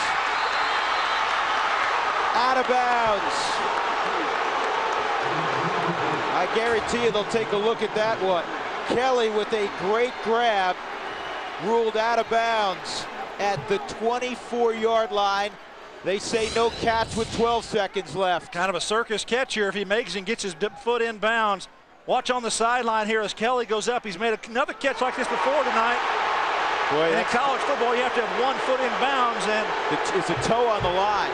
It's hard to tell from that angle. The ball goes up, and you get a better look here. Yeah, his toe is on the line. That's a good call by the official. Looks like his right toe is right there on the sideline, and that's what we're looking at. And right now, Kelly wishes instead of size 13s, he wore size 11s. Well, they're getting buzzed on the field, the officials are, which means this play is going to be under review.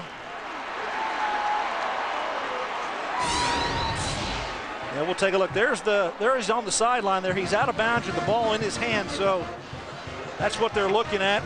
That's probably the best angle that we have of it, I think. You know what? It's so close that, again, it was called incomplete. You can't overturn it. Yeah, the thing is it has to be indisputable evidence for it to be overturned. Otherwise, they're going to go with the play that what is called on the field. You know, it's interesting. What if it was called the other way? Because they would review it either way. If it was called good, do you think that's indisputable that his toe's on the line? I think it's probably more of a chance that they would call that play out of bounds and refuse that play than they would to let it go. Obviously a moot point. It was ruled incomplete because he was out of bounds, and it was as close as Look at but look at how far Guy Morris has come with his program. Here you are in Norman, Oklahoma, 27-27. What happened last year, Drew, in this football game? 35-0, final week of the season, and it wasn't that close. Wasn't even that close. Now, this is a year's difference in time, and Bob Stoops has had some changes here, but I tell you, that's just how high Guy Morris has come with that football team in Baylor, and there's a lot of hope. There's a lot of reason that they're doing well. They've recruited well, and their players, have continued to excel, and they've gotten older. Take one more look at this play here on the sideline, and I'll tell you, that's a heck of an effort by Malcolm Kelly, and I think he's definitely on the line. It's a pretty good call by the line judge there on the sideline. Now the replay officials have all of our camera looks that we're looking at right now to review, and they can jog back and forth. They have a way to capture every frame in there, and they can take it forward, backward. They can do whatever they want with it. They have complete control of it. They can even ask our television truck downstairs if they want a different angle or something else to review. And we've given them all they have, and they're asking us right now, to be honest with you, our producer is telling us that they're asking for whatever angles you have of that sideline. Called on the field. Incomplete. Now 12 seconds left. What? If you're Rhett Bomar and Bob Stoops, you need about 10 yards. We'll look at it one more time, but it's pretty clear that... Well, phenomenal catch by Malcolm Kelly, first of all. The ball's up high. Look at how high he goes up for that ball, and then he's right on the sideline. Tremendous effort by that young man, ruled out of bounds. They do not have timeouts. This ball down the middle of the field. I think they're trying to hook and ladder. It's incomplete. Gutierrez was trailing Juwan Rankins. 6 seconds left.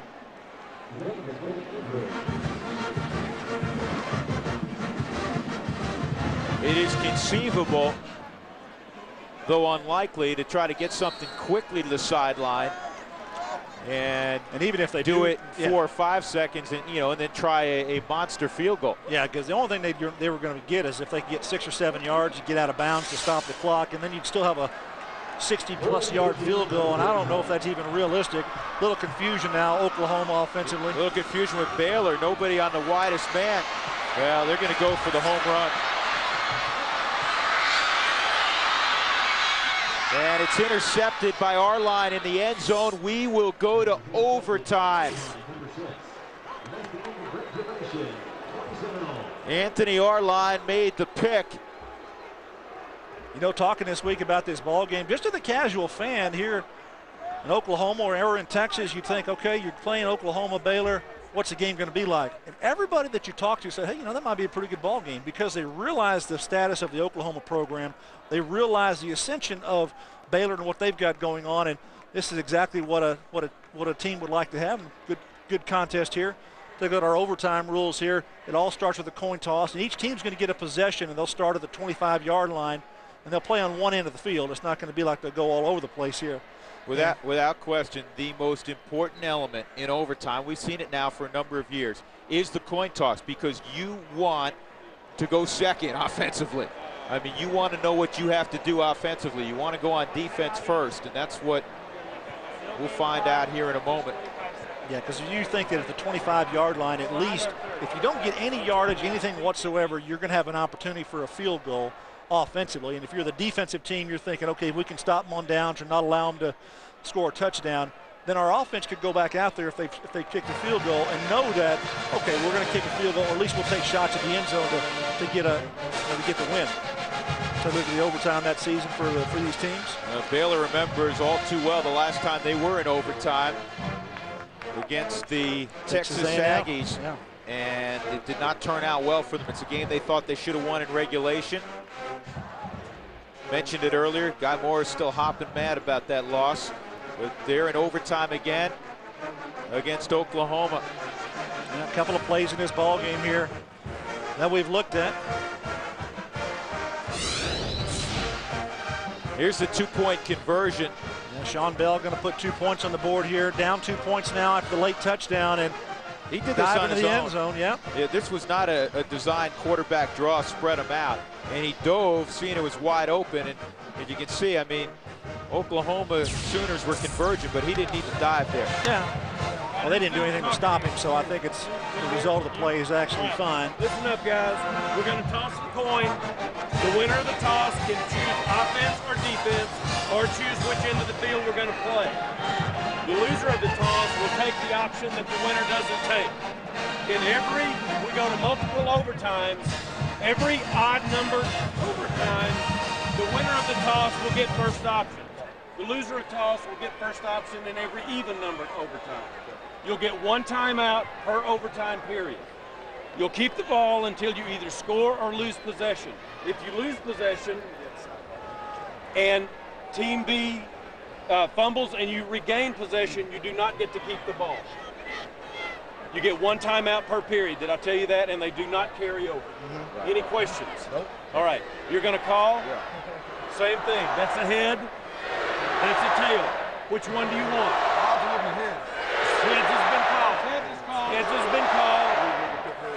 Heads was called. Heads was called. And it's tail. Yes, sir. Do you want? Let's go. We want defense first. Right, he wants defense. Yeah. Let's go. Let's go. Turn your back to that goal.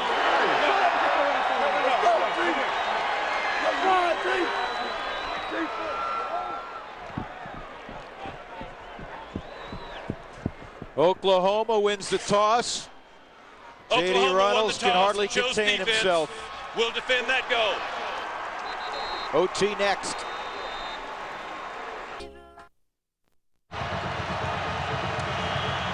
One of the great venues in college football, 84,000 at Owen Field.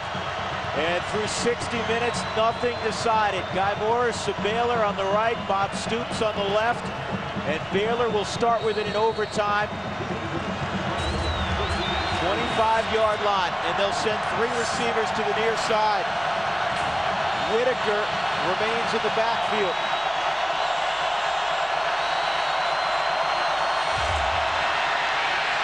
Backside screen, and Whitaker couldn't find the football because he ran into Glenn Oskin. Yeah, you run into your center, and you're trying to get out of the way to make that screen pass happen. Sean Bell play action here and tries to throw it back door here to his tailback. Kind of an unbalanced formation here. The only one over there that can catch his football is your tailback, Whitaker. You see Oskin there right in his way, but I think Calvin Thibodeau had that sniffed out as well. 2nd and 10.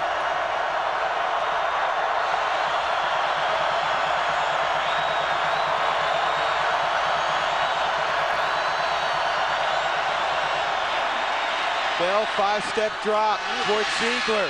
Caught it. He did catch it. What a grab by Ziegler. 1st and goal at the 7-yard line. Is it just me, or is it 3 or 4 times tonight that we've seen Dominique Ziegler catch his ball? He's had to be turned around, or he's not really like he's knowing where the football is, but he makes great adjustments on the football and winds up catching it. That's a heck of a football catch right there by Dominique Ziegler, and brings his football team now inside the 10-yard line down to the 7-yard line here against the Sooners. How about Ziegler? 9 catches, $141 tonight. They said they had to get it to their playmakers. Ziegler, one of their playmakers, he showed up big time tonight. 1st and goal from the 7. Whitaker trying to get to the edge. Hard to do that against the Sooner defense. They run so well. Wolf bounced him out with Caillou. It'll be 2nd and goal at the 5. Good play call here. Haven't ran this all night. Play action here, a little fake and pitch it back to Whitaker with the speed. Try to win the corner, but good pursuit by the Sooner defense.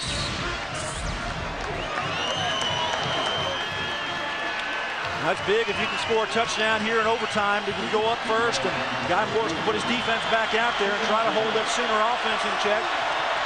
Cal leading now 14-10. We'll go to that ball game when this one is done.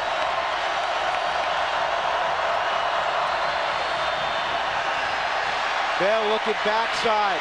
Now he looks to run. Bell knocked out at the 2. DJ Wolf knocked him out. 3rd and goal. Yeah, it looked like he was going to get in. Ran all the way around to the sideline there, and looked like he had a chance to get in the end zone. Didn't cut it up. Had some linebackers coming his way. Maybe that might have influenced his decision to go to the sideline. Looks like he's trying to go to that pylon of the corner. That's DJ Wolf knocking him out of bounds. 3rd down here. Yeah, last time in a similar situation on a 2-point conversion, they spread them out. They're going to have They got to call a timeout, otherwise they're going to have a penalty. Timeout. Baylor, final timeout. Wow, we had a player come on the field for Baylor into the huddle, and if he had left the huddle, had left the field after they break the huddle, that's an illegal participation, would have lost 5 yards. Those are 5 critical yards in this situation down the 2-yard line. So good job of Sean Bell calling that timeout.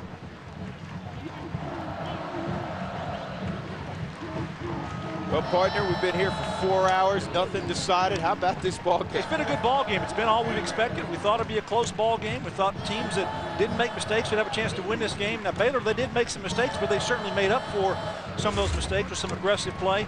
Oklahoma's offense really had a berth tonight, both in the running game and the passing game, a more complete game. And defensively, there's been both Baylor and OU have done well defensively, so it's been a good football game. Now it comes down to the most critical time here. What's going to happen in overtime here with 3rd down? What do you do? I think we might be seeing Baylor spread the field once again, just like Sean Bell did on that last 2-point play. Spread it out and throw something to a wide receiver, or perhaps run it up in the middle himself. And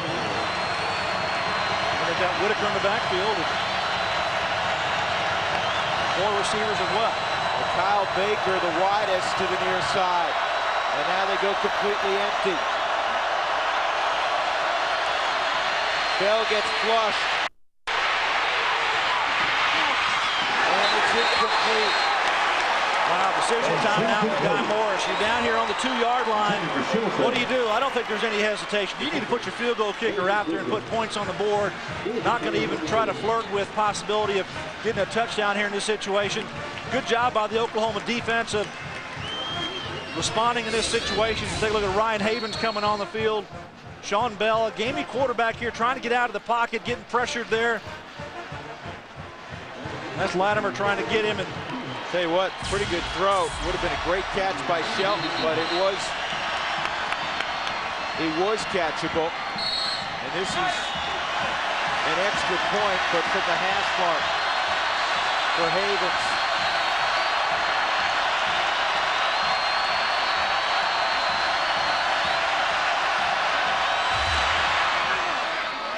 Baylor goes on top 30-27.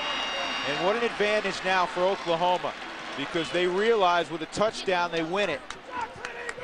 Oh, it's that coin toss in overtime. That's the thing you talked about earlier, Drew, that if you win it, you want to go on defense. And Bob Stoops put his troops out there, and they held check. They didn't allow Baylor to score a touchdown. It was close. Got down to the 2-yard line. Now Rhett Bomar has a chance to go out there with his offense, and if they can execute and put a touchdown on the board, his Sooner football team's going to win his ball game.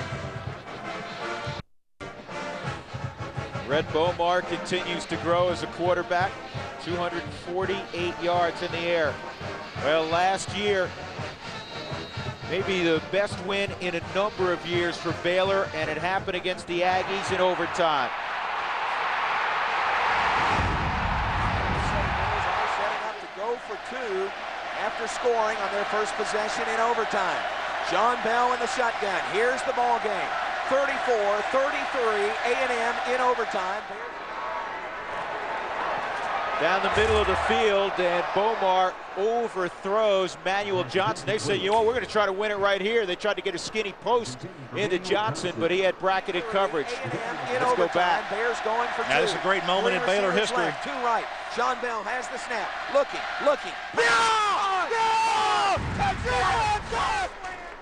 But they got a little carried away. The radio. Was that John crew, Morris? Yeah, I think it was. Yeah, the radio crew from Baylor. It wasn't a touchdown, it was a 2-point conversion.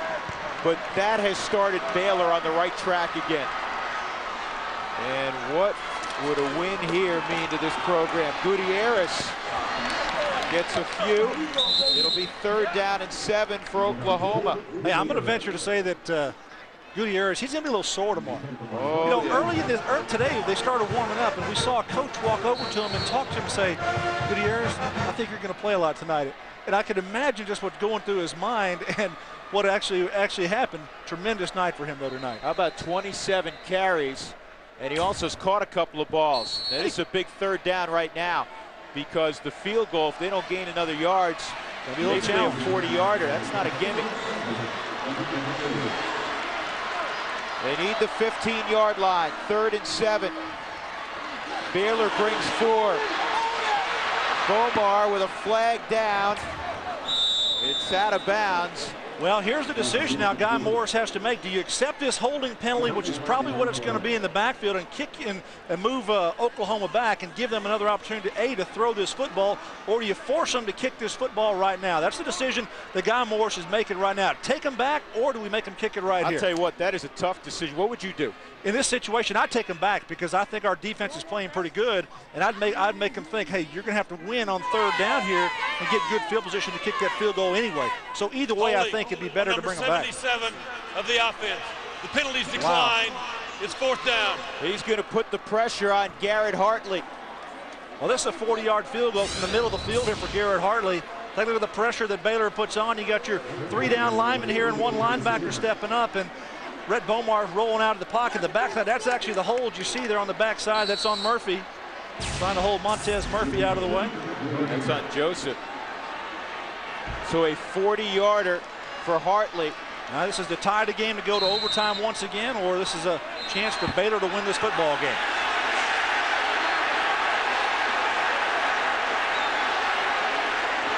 And Cooper Castleberry has come in. I don't know why they're stopping play. Guy Morris doesn't know why. If they call timeout. Well, Baylor doesn't have any timeouts. Well, that's what they're talking about. If they thought they called timeout, that's an unsportsmanlike conduct penalty.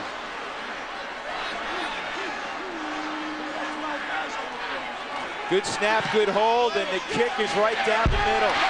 We'll go to a 2nd overtime. So the gamble by Guy Morris, putting the pressure on Garrett Hartley, and the sophomore from Southlake, Texas, answered. Well, I think the gamble would have been actually to take the penalty and make him go further back. It would have been a 50-yard field goal if Baylor would have been able to hold on 3rd down. Either way, you know, you're going to have to do something in this ball game to win a game, and Guy Morris chose at that point not to take that penalty with his football team. And I'll tell you what, on both sides, those are tough calls to make. They are. On both sides tonight, a lot of guys have grown up. Guy Morris said, we need more experience in big games. They're certainly getting bonus experience tonight in Norman. Again, the game to follow, Cal and Washington State, 14-10 as they move to the 2nd quarter there. Both teams growing up, and you have some youngsters for Oklahoma. I mean, make no mistake, Oklahoma is not down. They're in a little bit of transition. So many young players playing. And Bomar's made strides tonight. You found out about depth at running back. Yeah. I think I saw Bob Shakespeare talking to the official, wanting to find out what did Baylor actually attempt to try a call a timeout there. Wondering if they had, why a penalty flag was not thrown. Oklahoma will go right back on offense here in the 2nd overtime. Well, they should be a little quicker at this because they've done this before. I mean, Cooper Castleberry, I thought was reading a James Baylor has Mitchell novel chosen defense. We'll play at that goal. Oh, we're going to go the other end here, and Baylor's going to be on defense first now. So Guy Morris's team won the toss that time. So now they're going to make the Oklahoma offense perform and hopefully hold them to a field goal attempt. And if you're wondering why they're going to that end of the field, Oklahoma makes that decision because the north end zone is a little bit louder. There's no open areas. That's the only thing I can assume by that decision. And when Baylor has the football, it may be a little more difficult for them to get things snapped with the crowd noise. Well, and also this other end zone is where Sean Bell had some success down there, and they're remembering that. Let's take it to the other end zone where we had some success and a little bit of gamesmanship here. Tell you what, this was an 8-point ball game late. Oklahoma was driving. Baylor got a fumble and then drove the football the length of the field and hit a long pass to Ziegler, Dominique Ziegler, to get in the end zone, and then they got the 2-point conversion. And Sean Bell scrambled into the end zone.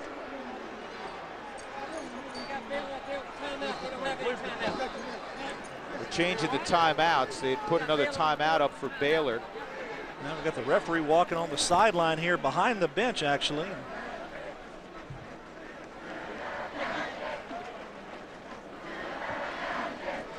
He's going to need a pretty good throat lozenge at the end of the night.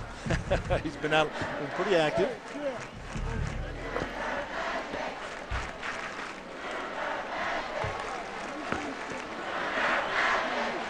Yeah, Gutierrez back there in the backfield. Malcolm Kelly, the receiver. So here we go, Sooners with the football again in the second overtime, tied at 30. On the ground, Gutierrez cuts it back. There's Bomar trying to lead the way. 5 yards on first down, tracked down from behind by Marcus Foreman. He's played a good ball game. Oh, we've seen that same type of play twice now. I really don't think it's a designed play to have your quarterback, you know, in reverse field to bring your quarterback around for a seal block, but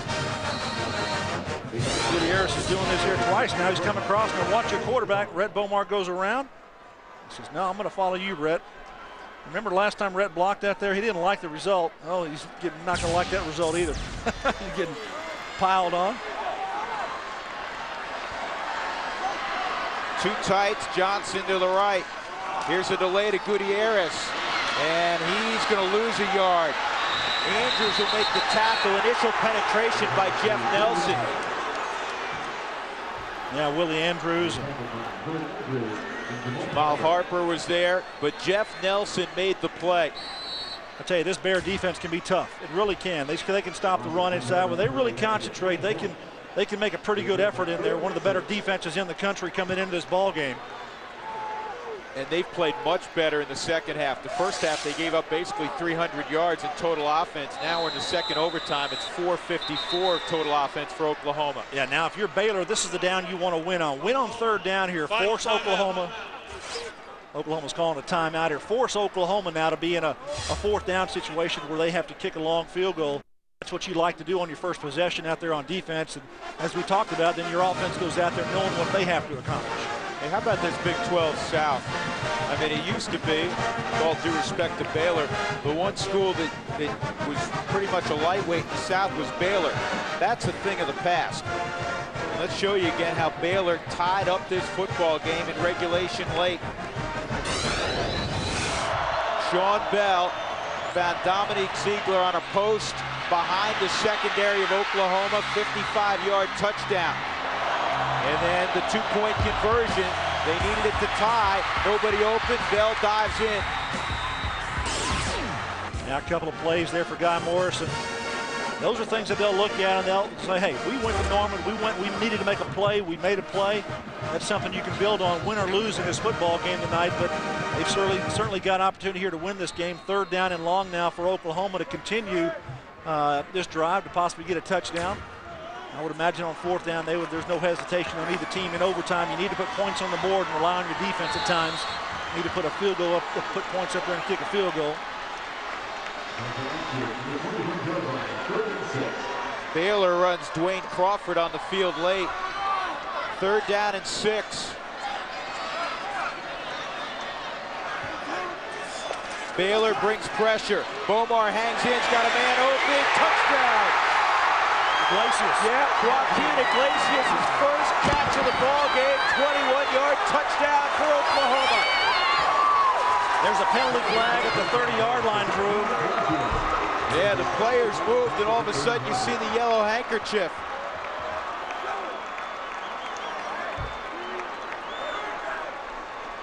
Passer on the defense, number 57.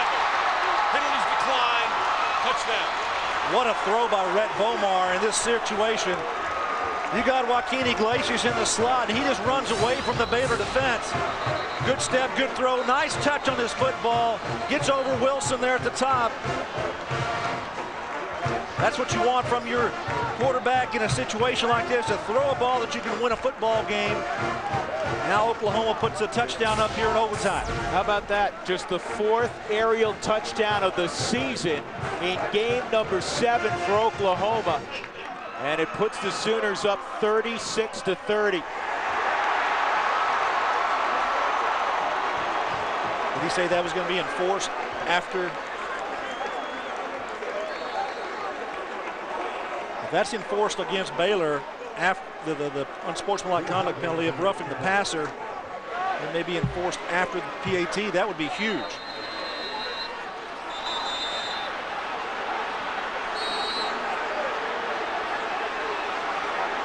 Because I heard the Oklahoma crowd roar, and that was the official talking to the crowd, and boy, they'd be very pleased about that. That means they'd be starting at the 40-yard line instead of the 25. The extra point is good, 37-30 OU.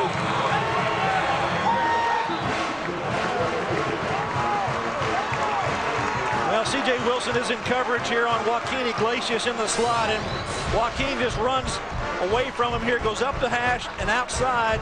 Good ball thrown by Rhett Bomar. Nobody in the back of the end zone to help on that situation. Man coverage and bring a little pressure in the face of Rhett Bomar. Good job by the offensive line on protection. Nice grab by Joaquin. And this penalty, you're right, is huge. That is exactly what Cooper Castleberry said. The 15-yard walk-off puts the ball at the 40-yard line. So now you're talking about a legitimate, semi-drive here. Yeah, it's the same thing in regulation play. If you have a penalty on a score that would be enforced on the kickoff or the ensuing kick, it will be enforced here. So first and 10 from the 40. Makes it a little more difficult for Baylor. They must score a touchdown. Yeah, this is where home field advantage is huge in a situation like this. Not easy for the Bears to operate and communicate. Yep, going to the noisy end. They'll run the reverse. Rashawn. This is pretty well defended. Rashawn holding the ball loosely. Ends up getting 5. Rashawn the ball carrier. He got 5 or 6, but I thought it was played very well by the Oklahoma defense. Rashawn with just his speed and elusiveness is able to make 5 or 6 yards out of this.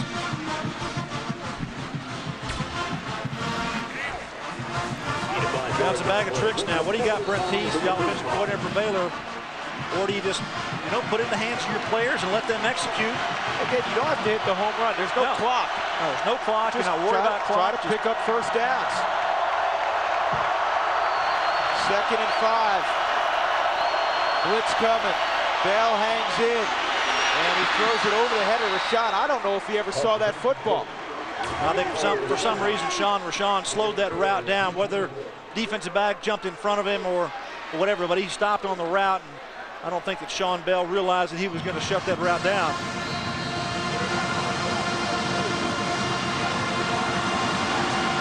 This has been a year of years for Bob Stoops and his coaching staff. This is a whole different team, and they have really had to work a lot harder, I think, with this group of players than they have had in the past. They've had talented players here, but I tell you, to really test your coaching ability and test, what you're made of when you put in these tight ball games. Well, he loves his freshman class. He says it's the best class yet. 3rd down. End zone shot, and it's over the head of Shelton. Well, are you making mistakes here trying to throw the ball down the field? You got plenty of time. You're not worried about time. Make manageable passes here. I don't understand it because that has not been their MO, not only coming into the game, but that's not how they've operated throughout this ball game. They've thrown the intermediate balls. Yeah, this ball is not close enough here for Trent Shelton to get to, and good coverage in the secondary on you get you there. Now it's 4th down and 4.5, almost 5 yards here. I think you got to take Sean Bell, move him out of the pocket, let him find somebody out in the open area here. Oklahoma has been consistently bringing pressure. They show blitz. They come with 6. And a high throw. Oklahoma will win it. Oklahoma hangs on and wins in 2 overtimes, 37-30. The man was open. Sean Bell's throw was high. Well, I have to think back to the decision that Guy Morris decided not to take that penalty when he had a chance to take the Oklahoma field goal kicker back for a longer field goal kick. But nonetheless, I think it was a good ball game by both teams in this ball game, Drew. Saw a lot of things from Oklahoma that woke up their offense, and defensively, some good things as well. And it's a big win, I think, for Oklahoma because they're moving closer towards that six victory goal they have for getting a bowl game. Growth on both sides. You hate to call it a moral victory for Baylor, but you can see the Bears are on the right track with Guy Morris. Coming up next, Pac-10 action. Washington State, 23, Cal, number 23 Cal. For Gary Reasons, Jim Knox and our entire crew, Drew Goodman saying so long from Norman. Oklahoma wins it.